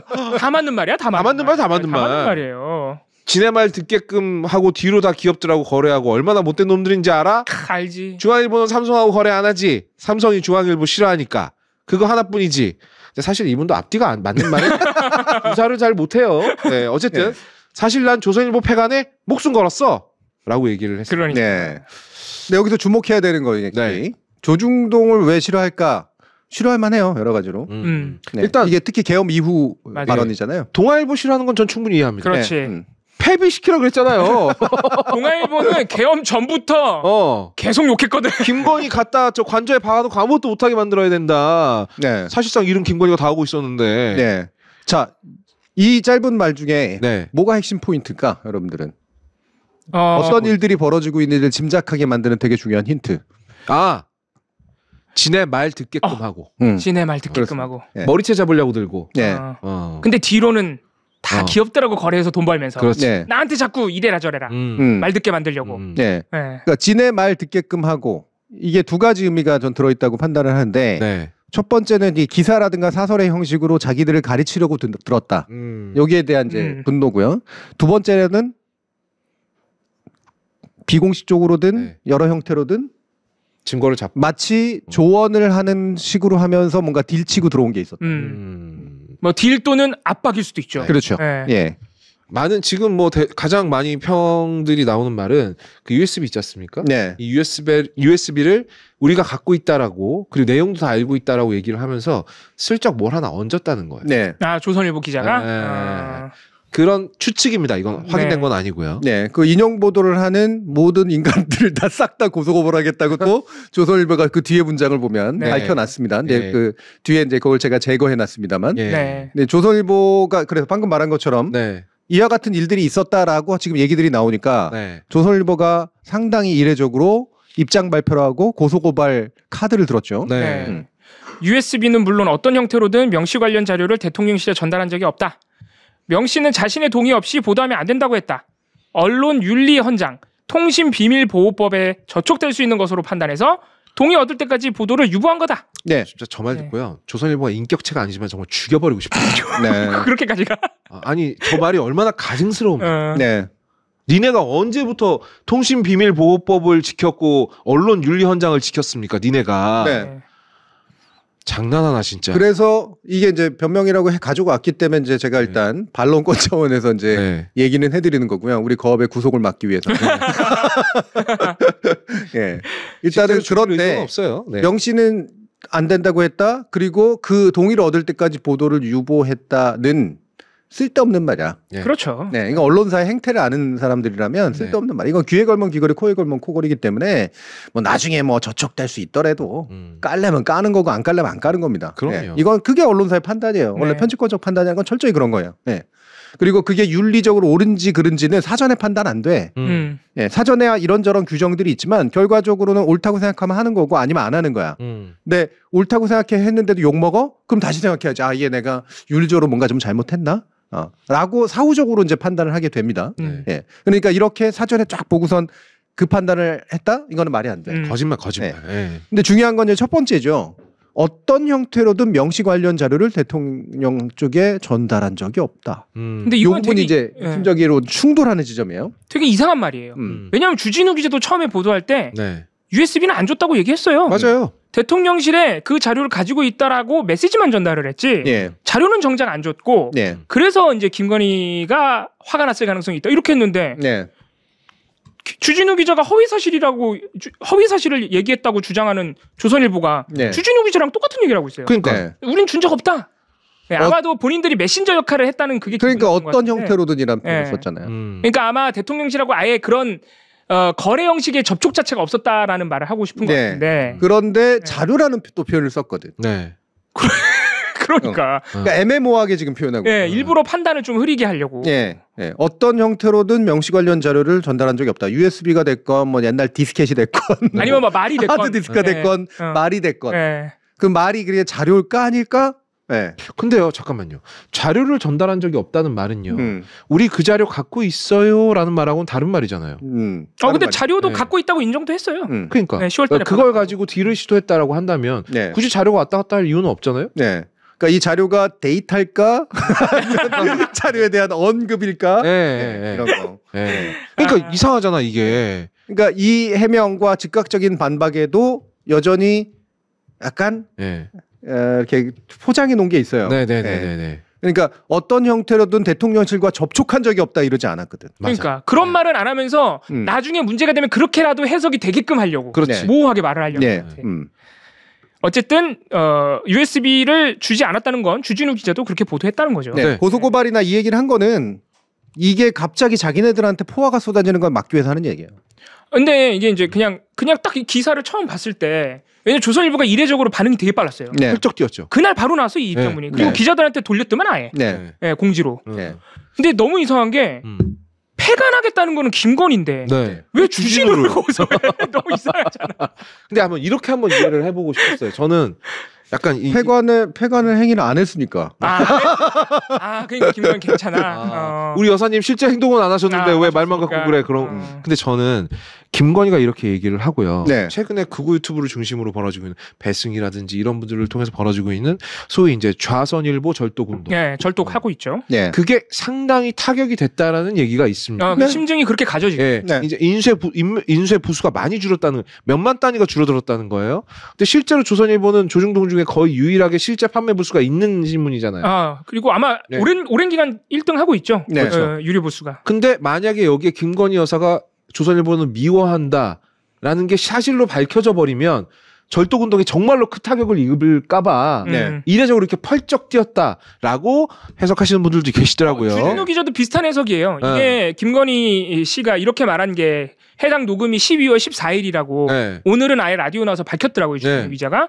그러면서 하는 얘기가 그 시점에 조선일보가 계엄 초반에는 윤석열 막 비판하다가 그 즈음에 입장이 갑자기 계엄 찬동 내란 옹호로 돌아선 거를 우리가 주목을 해야 된다. 급격하게 그걸 틀었거든요. 그렇게 이제 추정이긴 하지만 주진우 기자도 그렇게 예상을 하는 거죠. 교수님께서는 어떻게 생각하십니까? 그러니까 이미 이제 그렇게 틀게 된 거는 당연히 그런 이유 때문일 거라고 생각을 하고요. 그렇기 때문에 지금 저걸로 조선일보를 보던 사람들이 또 구독자가 급격하게 빠져나갈 것이다라는 우려는 전체 우려 중에는 그렇게 큰 부분은 아닌 것 같아요. 이미 빠져나갈 만큼 빠져나갔을 테고. 그렇죠. 그리고 최근에는 그래도 이른바 메이저 중에는 그나마라도 윤석열을 옹호하는 이런 분위기로 이제 간 거잖아. 그렇기 때문에 요게 나왔다고 해서 이건 12월 시점이기 때문에. 그래서 이거로 인해서 자기들한테 좌표가 찍혀서 이런 극우 지지자들이 자기를 더 미워하게 될 것이다라고 하는 거는 그렇게 급한 건 아니야. 급한 거는 실제로 이 본론. 자기네들이 쥐고 있으면서도 안 까고 대통령실과 접촉해서 뭔가를 협상을 시도했다라고 하는 게 되게 치명타라는 거예요. 이게 언론사로서 약간 되게 치명타죠. 존재 가치나 이런 게 치명타를 입는구나. 그리고 이거는 기자사회나 어쨌든 언론계 안에서도 맨날 이렇게 만나면 이제 사장끼리 만나고 막 이럴 때 에이 약간 무시하는 그거 의외로 되게 영향받습니다. 특히 조중동 사장끼리는 약간 자존심 싸움이 있는데. 그럼요. 그럼 요새 홍석현 사장 어깨가 이만큼 올라가겠구만. 조선일보가 의외로 그런데 신경을 썼군요. 굉장히 쓰죠. 1등 신문 맨날 그러는 게 뭔데. 그리고 조선일보 기자들끼리도 그런 거 되게 셉니다. 이런 1등 신문. 근데 어디 가가지고 이게 피식 무시. 이런 분위기가 이제 딱 만들어지는 거 되게 민감하게 반응해요. 정말 그 이유도 너무 마음에 안 들어요. 그러니까 우리가 언론사로서 뭔가 우리가 지켜야 되는 무언가가 무너져서 그러는 게 아니라 그 비웃음을 참을 수 없다는 거잖아요. 네. 근데 이번 사건은 비웃음 당할 만하지 사실은. 그러니까 상당히 많은 부분에서는 뭐 그럴 수도 있다라고 짐작하고 각자도 그럴 수 있겠지. 보통 쥐고 있는 거 가지고 다 까지는 않으니까. 나쁜 언론사들은 그거 가지고 뭔가 이득을 얻으려고 하는 것들 당연히 다 있잖아요. 그렇죠? 그런데 짐작하는 거하고 이렇게 드러난 건 되게 큰 차이가 있어. 게다가 스모킹 건을 쥐고 있었다고. 윤석열 부부의 녹음이잖아. 제가 그 계엄하고 그 다음날 뉴스공장 나가서도 얘기했었고 그 뒤로 몇 번 얘기했었는데 왜 이 시기에 갑자기 계엄을 했을까? 그랬더니 제가 분명히 김건희의 신변에 문제가 될 만한 일들이 상당히 진척이 됐고 여기에 한동훈파나 이런 애들이 특검법에 찬성하게 될 가능성이 생겨버리니까 이걸 계엄으로 막는 수밖에 없다고 생각했을 것이다라고 제가 예상을 했었거든요. 저는 제 그때의 예상이 그렇게 틀리지 않았다고 생각해요. 이게 이제 보여주는 거죠. 그렇죠. 증거가 나온 거죠. 그리고 많이들 얘기 나오는 게 그리고선 되게 서둘러서 이제 계엄이 진행되는 흔적들이 나오잖아요. 이 시점 같은 게. 그러니까 원래 준비하긴 했는데 11월 말경부터 갑자기 12월 3일까지 주르륵 그러니까 카드를 만지작거리는 거는 꽤 오래된 일이나 이걸 이때 내놔야겠다라고 생각한 건 그럼 주체는 김건희지 않습니까? 김건희 빨리 잡아다 수사해야 되겠네요. 그러니까. 그리고 조선일보는 이거는 이제 이게 정말로 상당 부분 사실이라면 김건희가 안 해도 왜냐하면 바보 같은 짓을 한 게 명태균의 그 자료 이게 자기들이 얼마까지 쥐고 있고 얼마까지 숨길 수 있을까? 그 사람의 그 말버릇이라든가 여러 가지 것들로 봤을 때 이게 누군가한테 들어왔다는 얘기는 좀 있으면 다른 누군가한테도 들어간다는 얘기예요. 자기 혼자만 쥐고 있다가 완전히 사장시킬 수 없어요. 요즘 미디어 환경에서는. 옛날 생각하고 있는 거야. 자기네들이 몇 개 자기들만 이제 안 풀면 될 거고 안 푼다는 전제로 뭔가 이렇게 정부하고 뭔가를 할 수 있다라고 했다면 상당한 착각이에요. 그럼 조선일보가 민주당에서 그 윤석열 육성 깠을 때 조선일보도 되게 깜짝 놀랐겠다. 그렇죠. 저런 녹음은 우리만 갖고 있는 줄 알았는데 민주당까지가 있네. 그때만 해도 두 번째 녹음한 거다라고 하는 것들이 느껴지니까. 요번에 깐 그 녹음들을 보면 그 원본 그냥 하잖아요. 음질 너무 좋더라고요. 알들이 많네 이것도. 그게 다 들려. 그 쪼가 다 들려. 그러니까 이게 윤석열 핸드폰에, 그러니까 명태균 핸드폰에서 직접 녹음된 거랑 제3자가 그거를 멀리서 녹음한 것도 차원이 다르기 때문에 확실하게 들리더라고. 그러니까 그거를 갖고 있으면서 진짜 사실 조선일보가 그것만 윤석열 부부 육성만 보도 안 한 게 아니고 사실 명태균 게이트 자체를 거의 보도를 안 했다고 봐야 되겠죠. 진짜 뻔뻔한 거죠, 어떻게 보면. 거기 숟가락 안 넣는 게 영 이상하다 했어. 그러니까 이거는 윤리적으로든 민주적 원칙으로든 당연히 안 맞을 뿐더러 이 자료를 가지고 왜 안 깠는데 명태균과의 그 뭐랄까 이 그 법 저촉이라든가 이 문제가 당사자가 그거를 절대 까면 안 돼. 왜 줬을까 그러면? 그러니까. 당사자가 주면서 절대 까면 안 돼. 기자한테 주면서 너 혼자 봐. 무슨 어린애예요? 선수들끼리 왜 그래? 뭐 말도 안 되는 소리 하고 있어. 좀 있으면 오세훈 나오겠지만 그 오세훈 후원자 김한현 씨가 내가 혼자 보려고 여론조사 한 건데 그런 말도 안 되는 소리를 내가 혼자 보려고. 그러니까 이미 기자한테 접촉해서 뭔가를 넘겨줬다는 건 그렇죠. 이건 사실상 그냥 알게 될 거라고 본 거야. 다만 최대한 딜을 한 거겠죠. 또 이제 명태균 측에서도. 근데 그러면 조선일보는 그 다음에 넘어간 건 뭐야? 이걸 가지고 뭘 해야 될 것인가라고 하는 건 자신의 판단이고 여기서 이 내용으로 보면 대통령 할 말 안 되는 작자잖아. 그렇지. 그렇게 많이 얘기했던 김건희 특검이 왜 필요하면 김건희에 대한 수사가 왜 필요한지에 대해서 이 실체를 알았다면 사설 써야지. 바로 보도했어야죠, 사실은. 그걸 까고 물론 당연히 보도했어야 되지만 이걸 가지고 뭐 자기가 사랑하는 정부가 무너지지 않기 위해서 오케이 뭐 그 충정 이해한다고 쳐. 그러면 이를테면 하야라든가 이런 식의 어떤 뭐 길들을 잡아면서 그것도 건방진 소리지. 무슨 언론사가 대통령 하야 딜하고 그래. 그러면 안 되지만 어쨌든 자기들이 그걸 하고 해야 되겠다라는 것 과대망상까지 있다고 쳐요.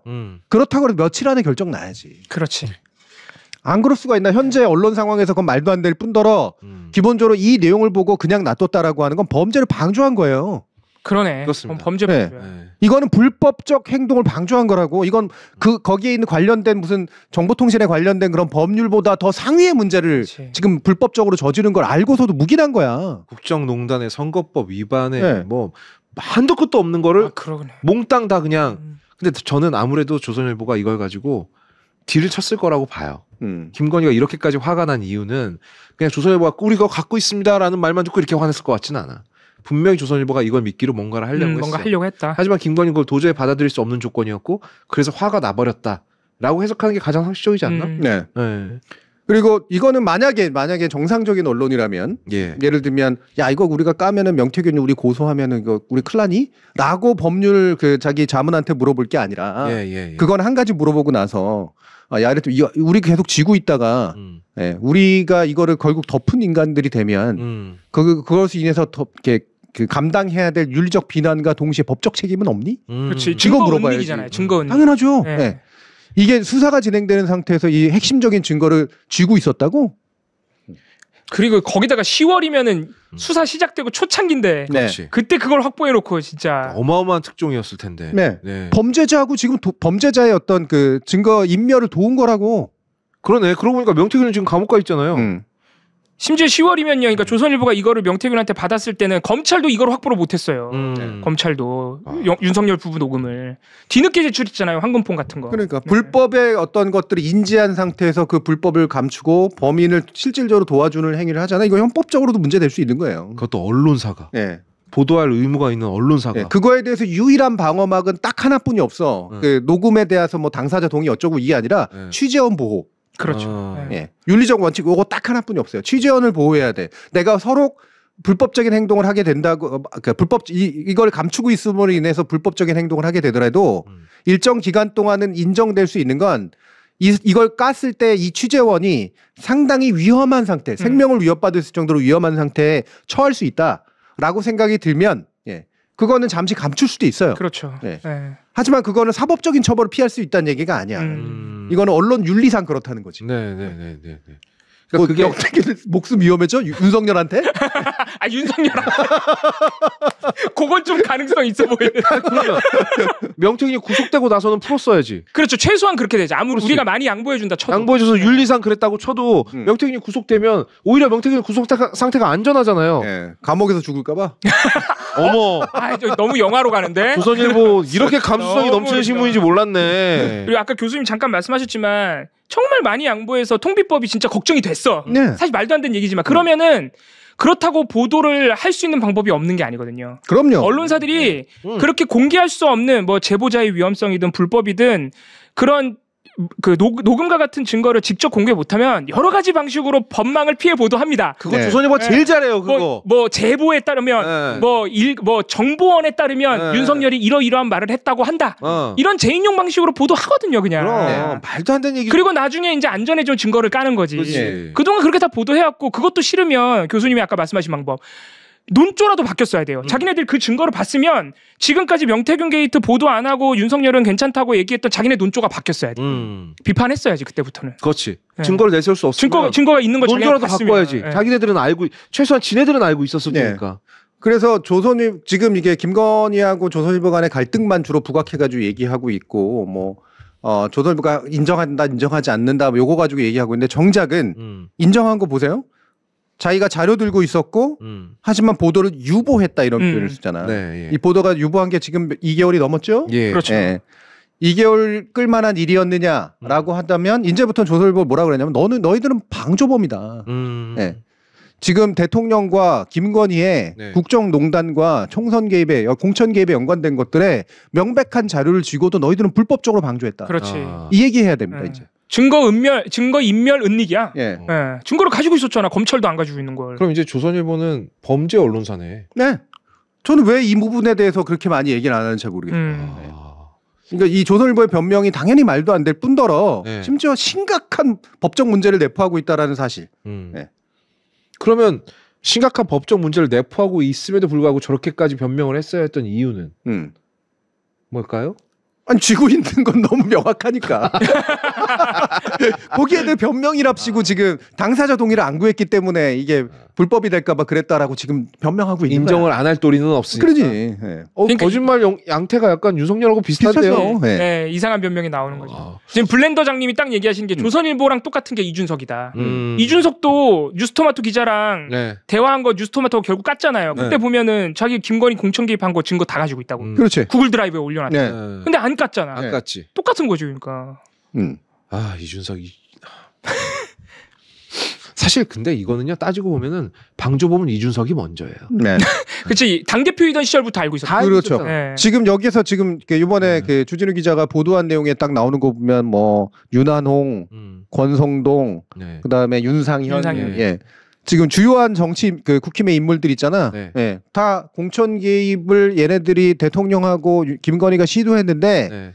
지들 나름대로 뭐 막아보는 척했던 것처럼 보일 수도 있지만 예. 적어도 못하면 그 공천 개입을 했었다라고 하는 것들을 지금까지 부인해온 것에 대해서 네. 이거 싹 다 처벌받아야 돼요. 네. 수사 받아야지 이제. 네, 수사 받아야죠. 네, 이제 피의자 전환이 돼야 되는 수준이죠. 이준석 의원은 심지어 명태균하고 그거 대화까지 다 확인됐잖아요. 네. 김영선 공천해달라 그러니까 그거 10% 앞서는 여론조사 가져와. 이거 대화가 확인돼 버렸어요. 그렇지. 거기다가 뭐 예전부터 나온 거지만 당에서 경선하라는데 윤석열이 경선하라는데 이 얘기들 알려준 것도 이준석. 그러니까 네. 이게 다 나와서 검찰 수사 보고서를 봐도 명태균이 대통령실과 소통을 하는 과정에서 언제나 이준석이 먼저 나옵니다. 그러니까 검찰 수사 과정에 이미 수사 기록이 다 있는 거예요. 이준석이 이 모든 일에 완벽하게 연관이 돼 있다라는 걸 이미 검찰도 근데 왜 수사 안 해요, 교수님? 응? 왜 수사 안 합니까? 갑자기 드리프트를 꺾고 들어와. 아니 이 자식 왜 피의자 전환해서 수사 안 합니까? 지금부터는 이제 검찰 이슈로 넘어가는 건가요? 네. 방조범인데. 네. 뭐 아이유예요? 3단 고음악. 아 너무 열받아. 심지어 이런 놈이 아무렇지도 않게 요즘 방송 막 나오잖아요. 그 말하다가 화내는 거 이거 나이 들어가는 증거라고 너 그랬죠. 아 말하다 보니까 짜증나네. 이거 부정할 수가 없네. 이거 그저 그라데이션 빡침이라고 그러죠. 이게 어르신들이 많이 합니다. 네, 말을 하다가 처음엔 차분하게 얘기를 해요. 내가 너 심정 모르는 거 아니야. 근데 나중에 근데 이 자식이 이게 어른이 말. 아 너무 화나. 이준석만 생각하면 화가 너무 많이 나. 근데 말씀 꺼내신 김에 저도 궁금하긴 한 게 지금 수사 보고서가 10월 달에 쓴 것부터 하나하나 계속 나와요. 네. 그러니까 이게 결국에는 검찰이 흘리지 않는 이상 이런 수사 보고서가 나올 리가 없는데 언론을 통해서 네. 그러면은 검찰은 자기 욕먹을 짓이잖아요. 사실 우리 10월부터 다 알고 있었어. 증거 되게 많았어. 근데 기소도 안 하고 명태균도 막 뒤늦게 소환 조사하고 그랬네. 이걸 지들 입으로 지금 사실 공개하고 있는 꼴이란 말이죠. 그렇지. 네. 뒤늦게. 네. 물론 이게 내란 이유니까 검찰이 이제 좀 간을 보는구나. 이렇게 좀 내용 흘려가지고 여론 봐가지고 수사를 좀 세게 할지. 또 어제 오세훈 쪽 김한정 압수수색 한 거 보면 할 것 같기도 하고 이렇게 간을 보는 것 같긴 한데 이 검찰이 도대체 의도가 뭔가 지금까지 꽁꽁 숨기다가 월요일날 미디어 기상대에서 다음 주부터 개편할 방식인 정치 데스크 방식인데 그게 네. 얘네들은 왜 이럴까에 네. 대해서 이제 나름 짐작하면서 분석한 내용이 있었거든요. 그게 이제 크게 두 가지인데 하나는 이제 검찰 내부에도 여러 부류가 있다. 여러 라인이 있다. 네. 네. 그래서 이제 정권 교체기에는 이런 서로 다른 부류들끼리 견제하고 시나리오를 서로 다르게 짜서 결국은 선택받는 쪽이 이제 나중에 검찰권을 쥐게 되는 쪽으로 간다. 이게 이제 한 가지 해석이고요. 이건 가장 일반적인 해석이고. 이건 영화 더킹에서 나온 거네요. 네, 그렇죠.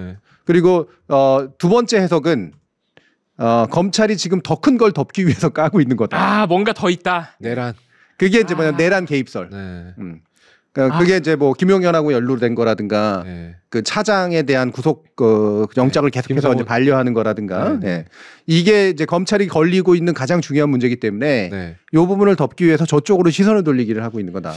그거 설득력 있네. 왜냐면은 검찰이 지금까지 명태균 게이트 숨겼네. 요거는 욕먹을 지점이지만 지금 막 수사를 열심히 하는 것처럼 보이면 또 여론이 돌아서거든요. 그렇죠. 열심히 하네 그래도. 내란 터지고 난 다음 정신 차렸네. 뭐 이렇게 이미지가 바뀌니까. 근데 나는 불만인 게 검찰이 그렇게 시선 돌리기를 할 거면 좀 확실하게 하라는 거죠. 네.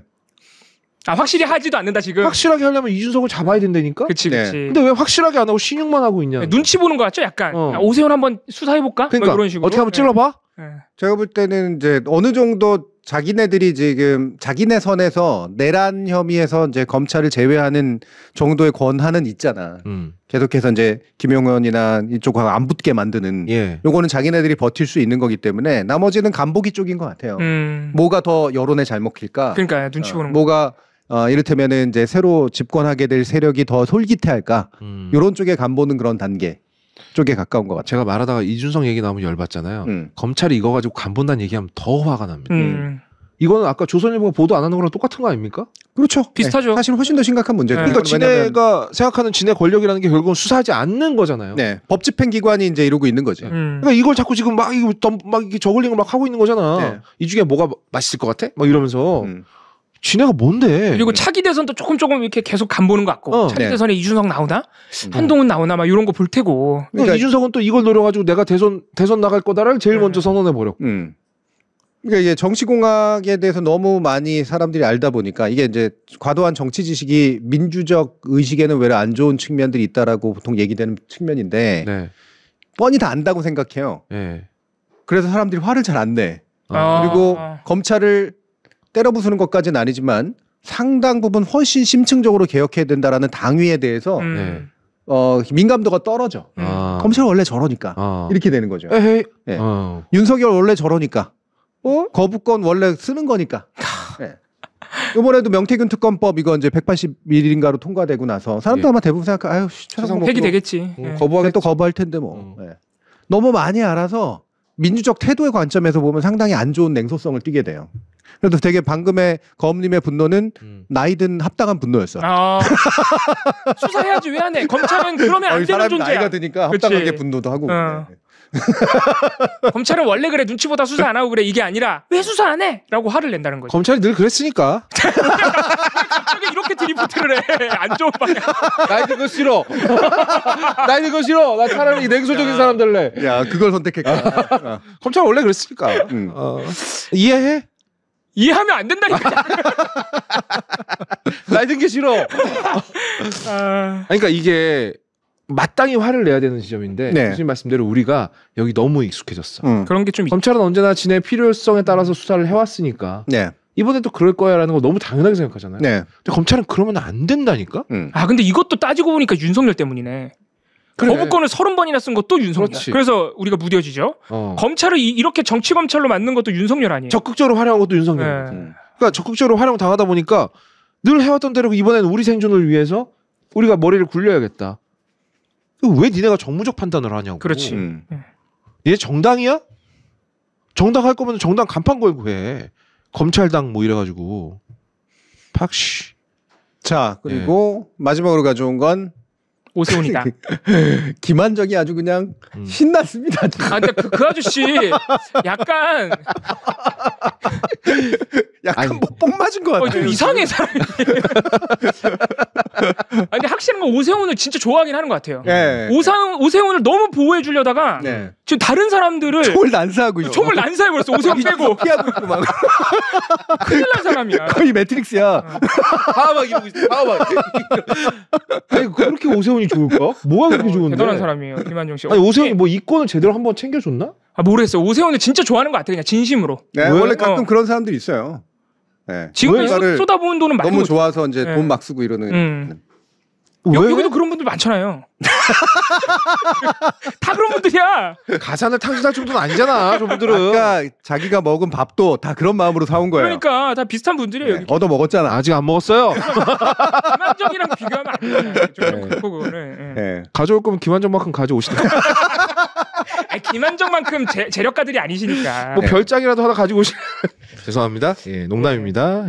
이게 무슨 얘기냐면요. 어제 압수수색했어요 김한정 씨를. 그랬더니 이제 오세훈도 TV 나와서 해명하고 더 웃긴 건 김한정이 SBS에 대고 해명이랍시고 말을 한 게 있는데 이게 제가 볼 때는 핵폭탄인데 아무도 주목을 안 해. 이거 좀 보도가 많이 돼야 되는데 일단 오세훈은 뭐라고 해명했느냐 이것도 진짜 웃긴데요.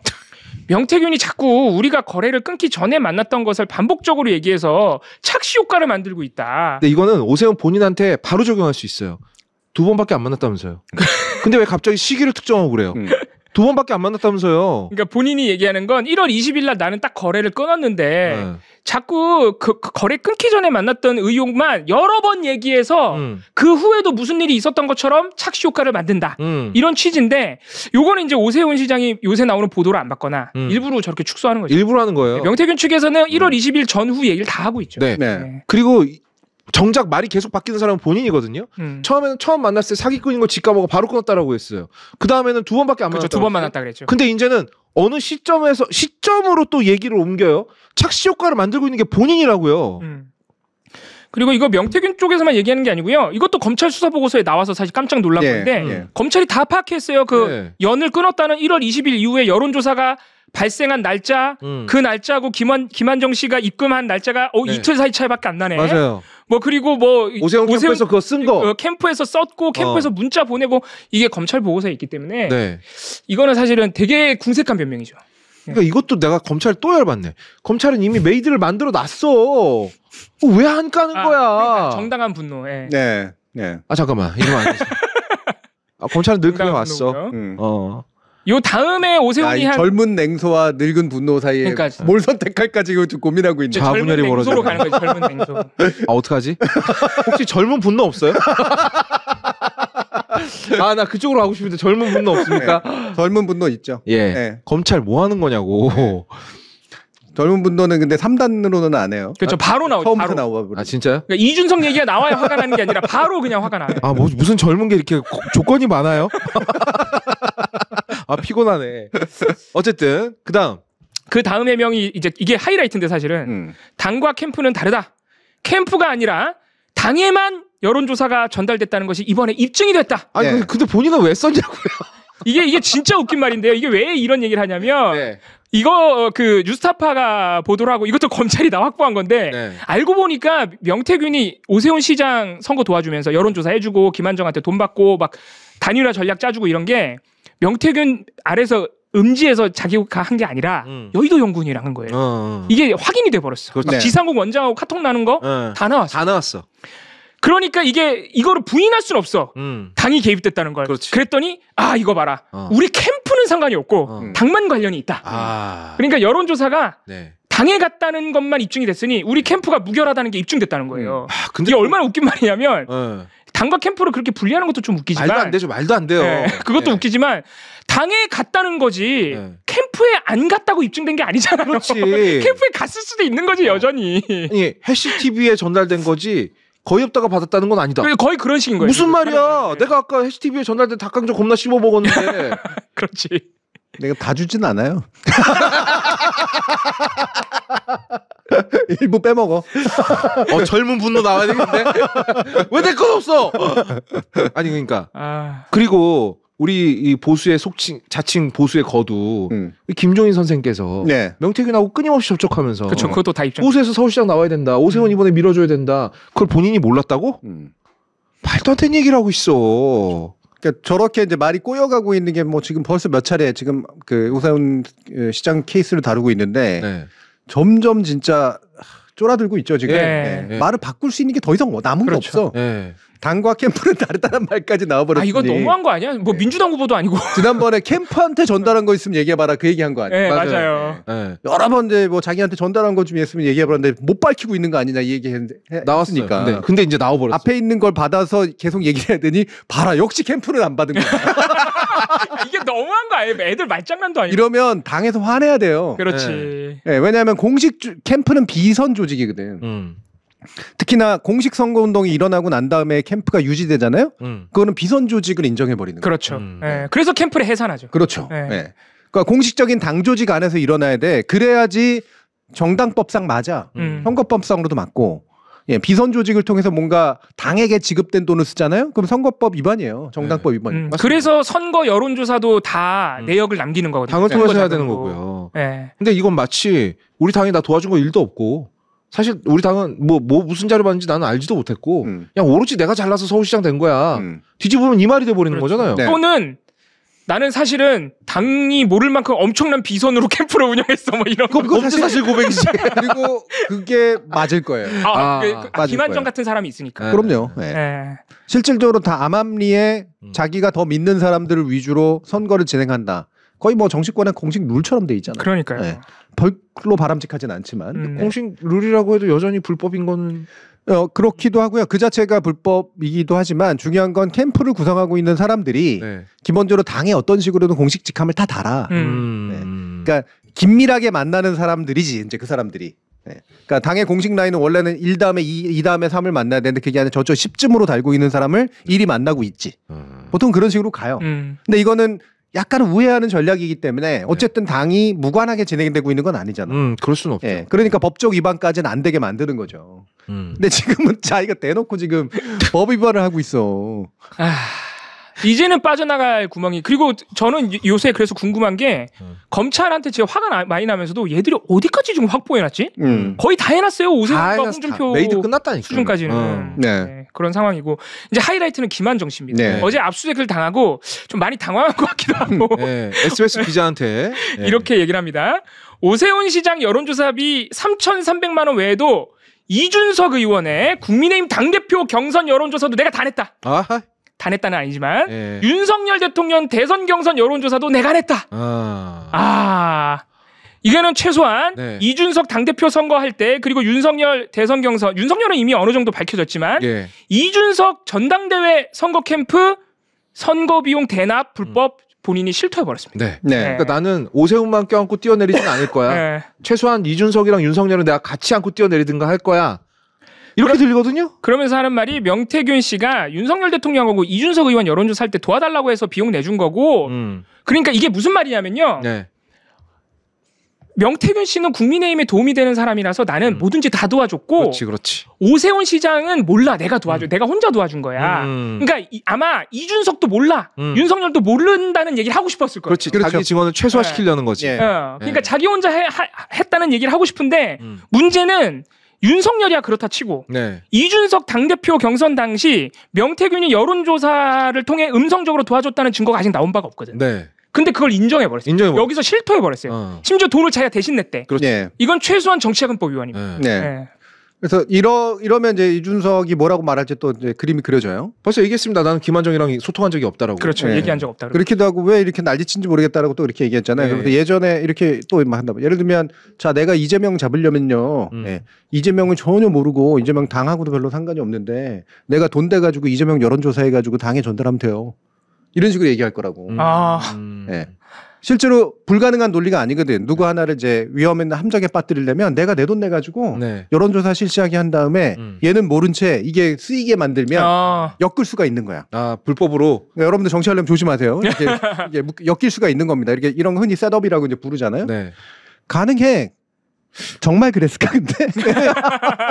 이준석 씨는 명태균하고도 친하지 않았어요? 엄청 친하죠. 그럼 나하고 친한 사람 둘이서 그러니까 나를 엮으려고 나 몰래 돈도 내주고 명태균이 이준석 저 새끼 죽여버려 이러면서 여론조사를 해서 나는 모르게 이게 말이 돼?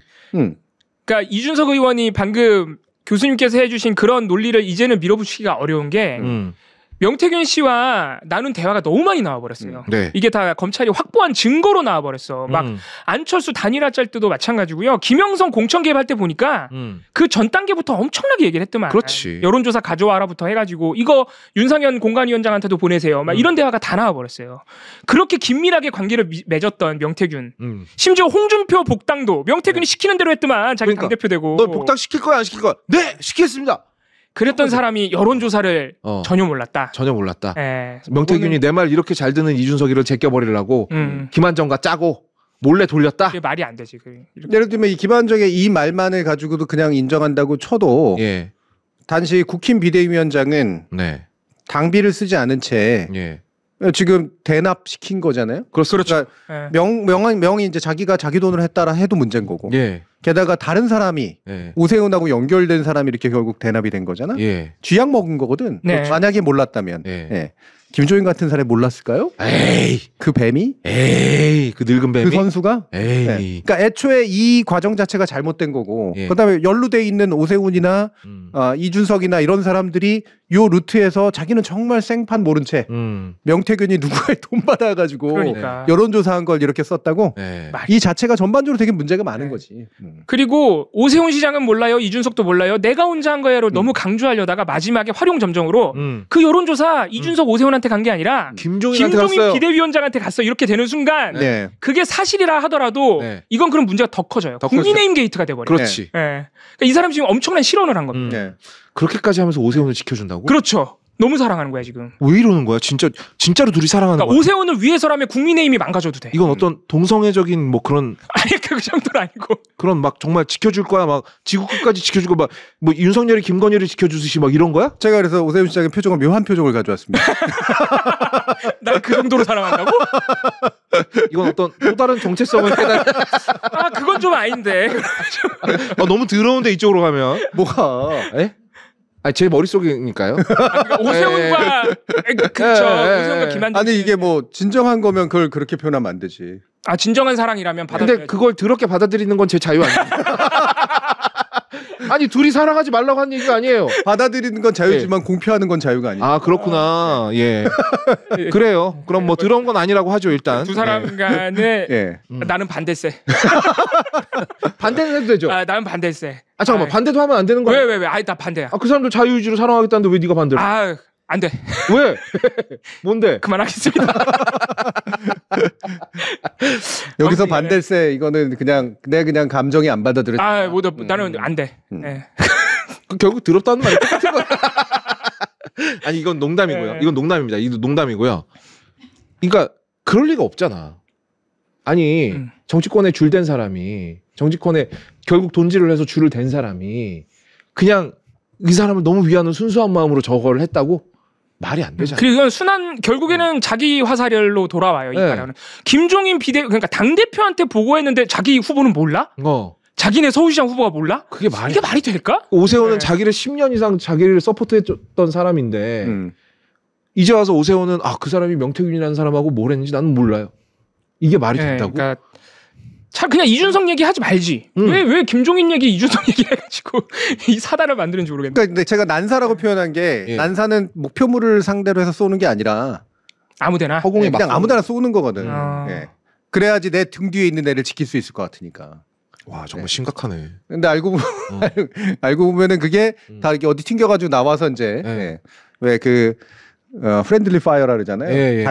아군끼리 쏘는 이 현상이 벌어지게 되죠. 이걸 이게 이미 그렇게 벌어지고 있어요. 이제 전후 방패라고 부릅니다. 보통. 총알이 날라오는데 그렇지. 전후를 들어서 막는 거. 그렇지. 근데 총알이라는 게 결국은 전후 몸 정도는 그냥 뚫고 날아오거든요. 그리고 이런 변명을 듣고 있으면 화가 납니다. 왜냐하면 대부에 보면 그런 대사가 있어요. 그건 나의 지성을 모독하는 거야. 이런 어처구니 없는 변명은요. 듣는 사람의 지성을 모욕하는 거예요. 이게 말이 될 거라고 생각하는 거.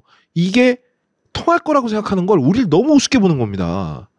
그리고 오늘 배운 거는 실제로 오세훈, 이준석 등이 김한정과 명태균이 저렇게 여론조사 하는 거를 자기를 위해서 몰랐다고 해도 문제다. 오늘 배운 건 이거지. 그렇죠. 몰랐다고 해도 문제다. 그렇게 뒤통수를 치고 있는 거를 몰랐다는 것도 문제지만 불법적인 행위를 하고 있는데 자기를 위해서 선거 출마자를 위해서 그걸 몰랐다면 나중에 최소한 사과라도 하든가. 그렇죠. 그렇게 나와야지 난 몰랐어. 이렇게 할 일이 아니라는 거죠. 심지어 이준석이 지금까지 명 사장을 명박사라고 맨날 부르면서 최근까지도 계속 옹호했잖아요. 계속 옹호했죠. 명 씨도 이준석에 대해서만큼 말을 좀 아꼈다가 이제 최근에는 조금 달라지고 있는데. 근데 이 정도까지 했던 인연이 정치권에서 드문 인연이죠. 금방 버리고 막 이러는데 이 정도까지 했다는 건 뒤집어 말하면 그만큼 얽힌 게 많다는 얘기야. 그렇지. 버릴 수가 없다는 약점이 얘기야. 많아. 정치권에서 이게 너무나 의리가 좋아서 이렇게 뭉쳐 있을 가능성은 거의 없거든요. 두 사람이 얼굴 보세요. 해온 말이나 이런 걸 보세요. 그게 순수한 의리로 그렇게 뭉칠 사람이야? 그럴 수가 없죠. 얽힌 게 많으니까 뭉친 거라고 그 얘기는. 뒤집어 말하면. 그러면 몰랐다? 모를 리가 없을 뿐더러 명이 그렇게까지 숨긴다? 명 스타일 보세요. 숨길 사람이. 닦아고 있잖아요. 여기저기서 그냥 다 자기 자랑하고 다니는 사람이. 그런가 하면 이준석 역시 야 피자 시키고 기다려. 내일 대한민국 인터넷 커뮤니티 다 멸망할 거야. 그게 유일한 증거였어 지금까지. 정황 증거. 지금까지는 그랬는데 그렇게 이렇게 말하기 좋아하는 사람이 그걸 몰랐다. 그렇지. 말이 안 되는 것이. 명태균한테 야 우리 당한테서 이제 돈 잘 받고 계시죠 이런 것도 안 물어봤겠어? 저를 왜 이렇게 도와주세요? 이런 말도 한 번 안 했다고? 그렇지. 네. 야, 이게 말했듯이 이건 너무 우리를 모독하는 겁니다. 이걸 통할 걸. 근데 또 이준석은요, 이런 일이 벌어지면 철저하게 여기에 대해서는 입을 다물어요. 자기가 되게 약한 고리에서는 말을 아예 안 해버리더라고요. 아예 안 해버려요. 네. 그래서 막 허은하 대표가 토론하자 그래도 모른 척하고. 네. 그리고 뭐 요즘에 신인규 변호사가 와가지고 이거에 대해서 얘기 좀 해보라 그러면 끝까지 아예 모르쇠를 합니다. 그 요즘에 층간소음 이슈를 들고 나와가지고 트럼프 흉내 내더라. 네. 자기가 대통령으로 취임하면 며칠 내에 층간소음을 해결하겠다고. 원래 처음엔 동덕여대 갔거든요. 왜냐하면 지금까지 하던 대로 남녀 갈라치기로 이슈 전환해보려고. 네. 근데 안 먹혔어요.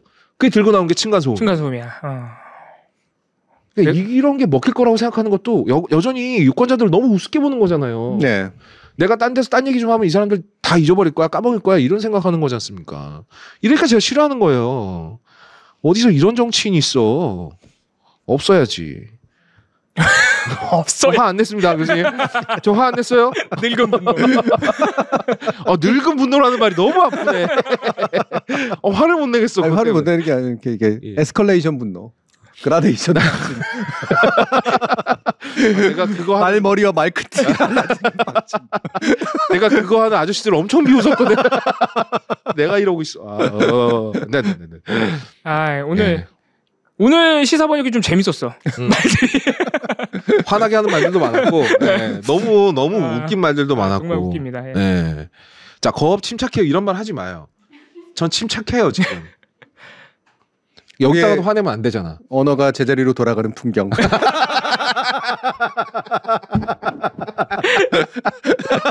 전 정말로 침착합니다.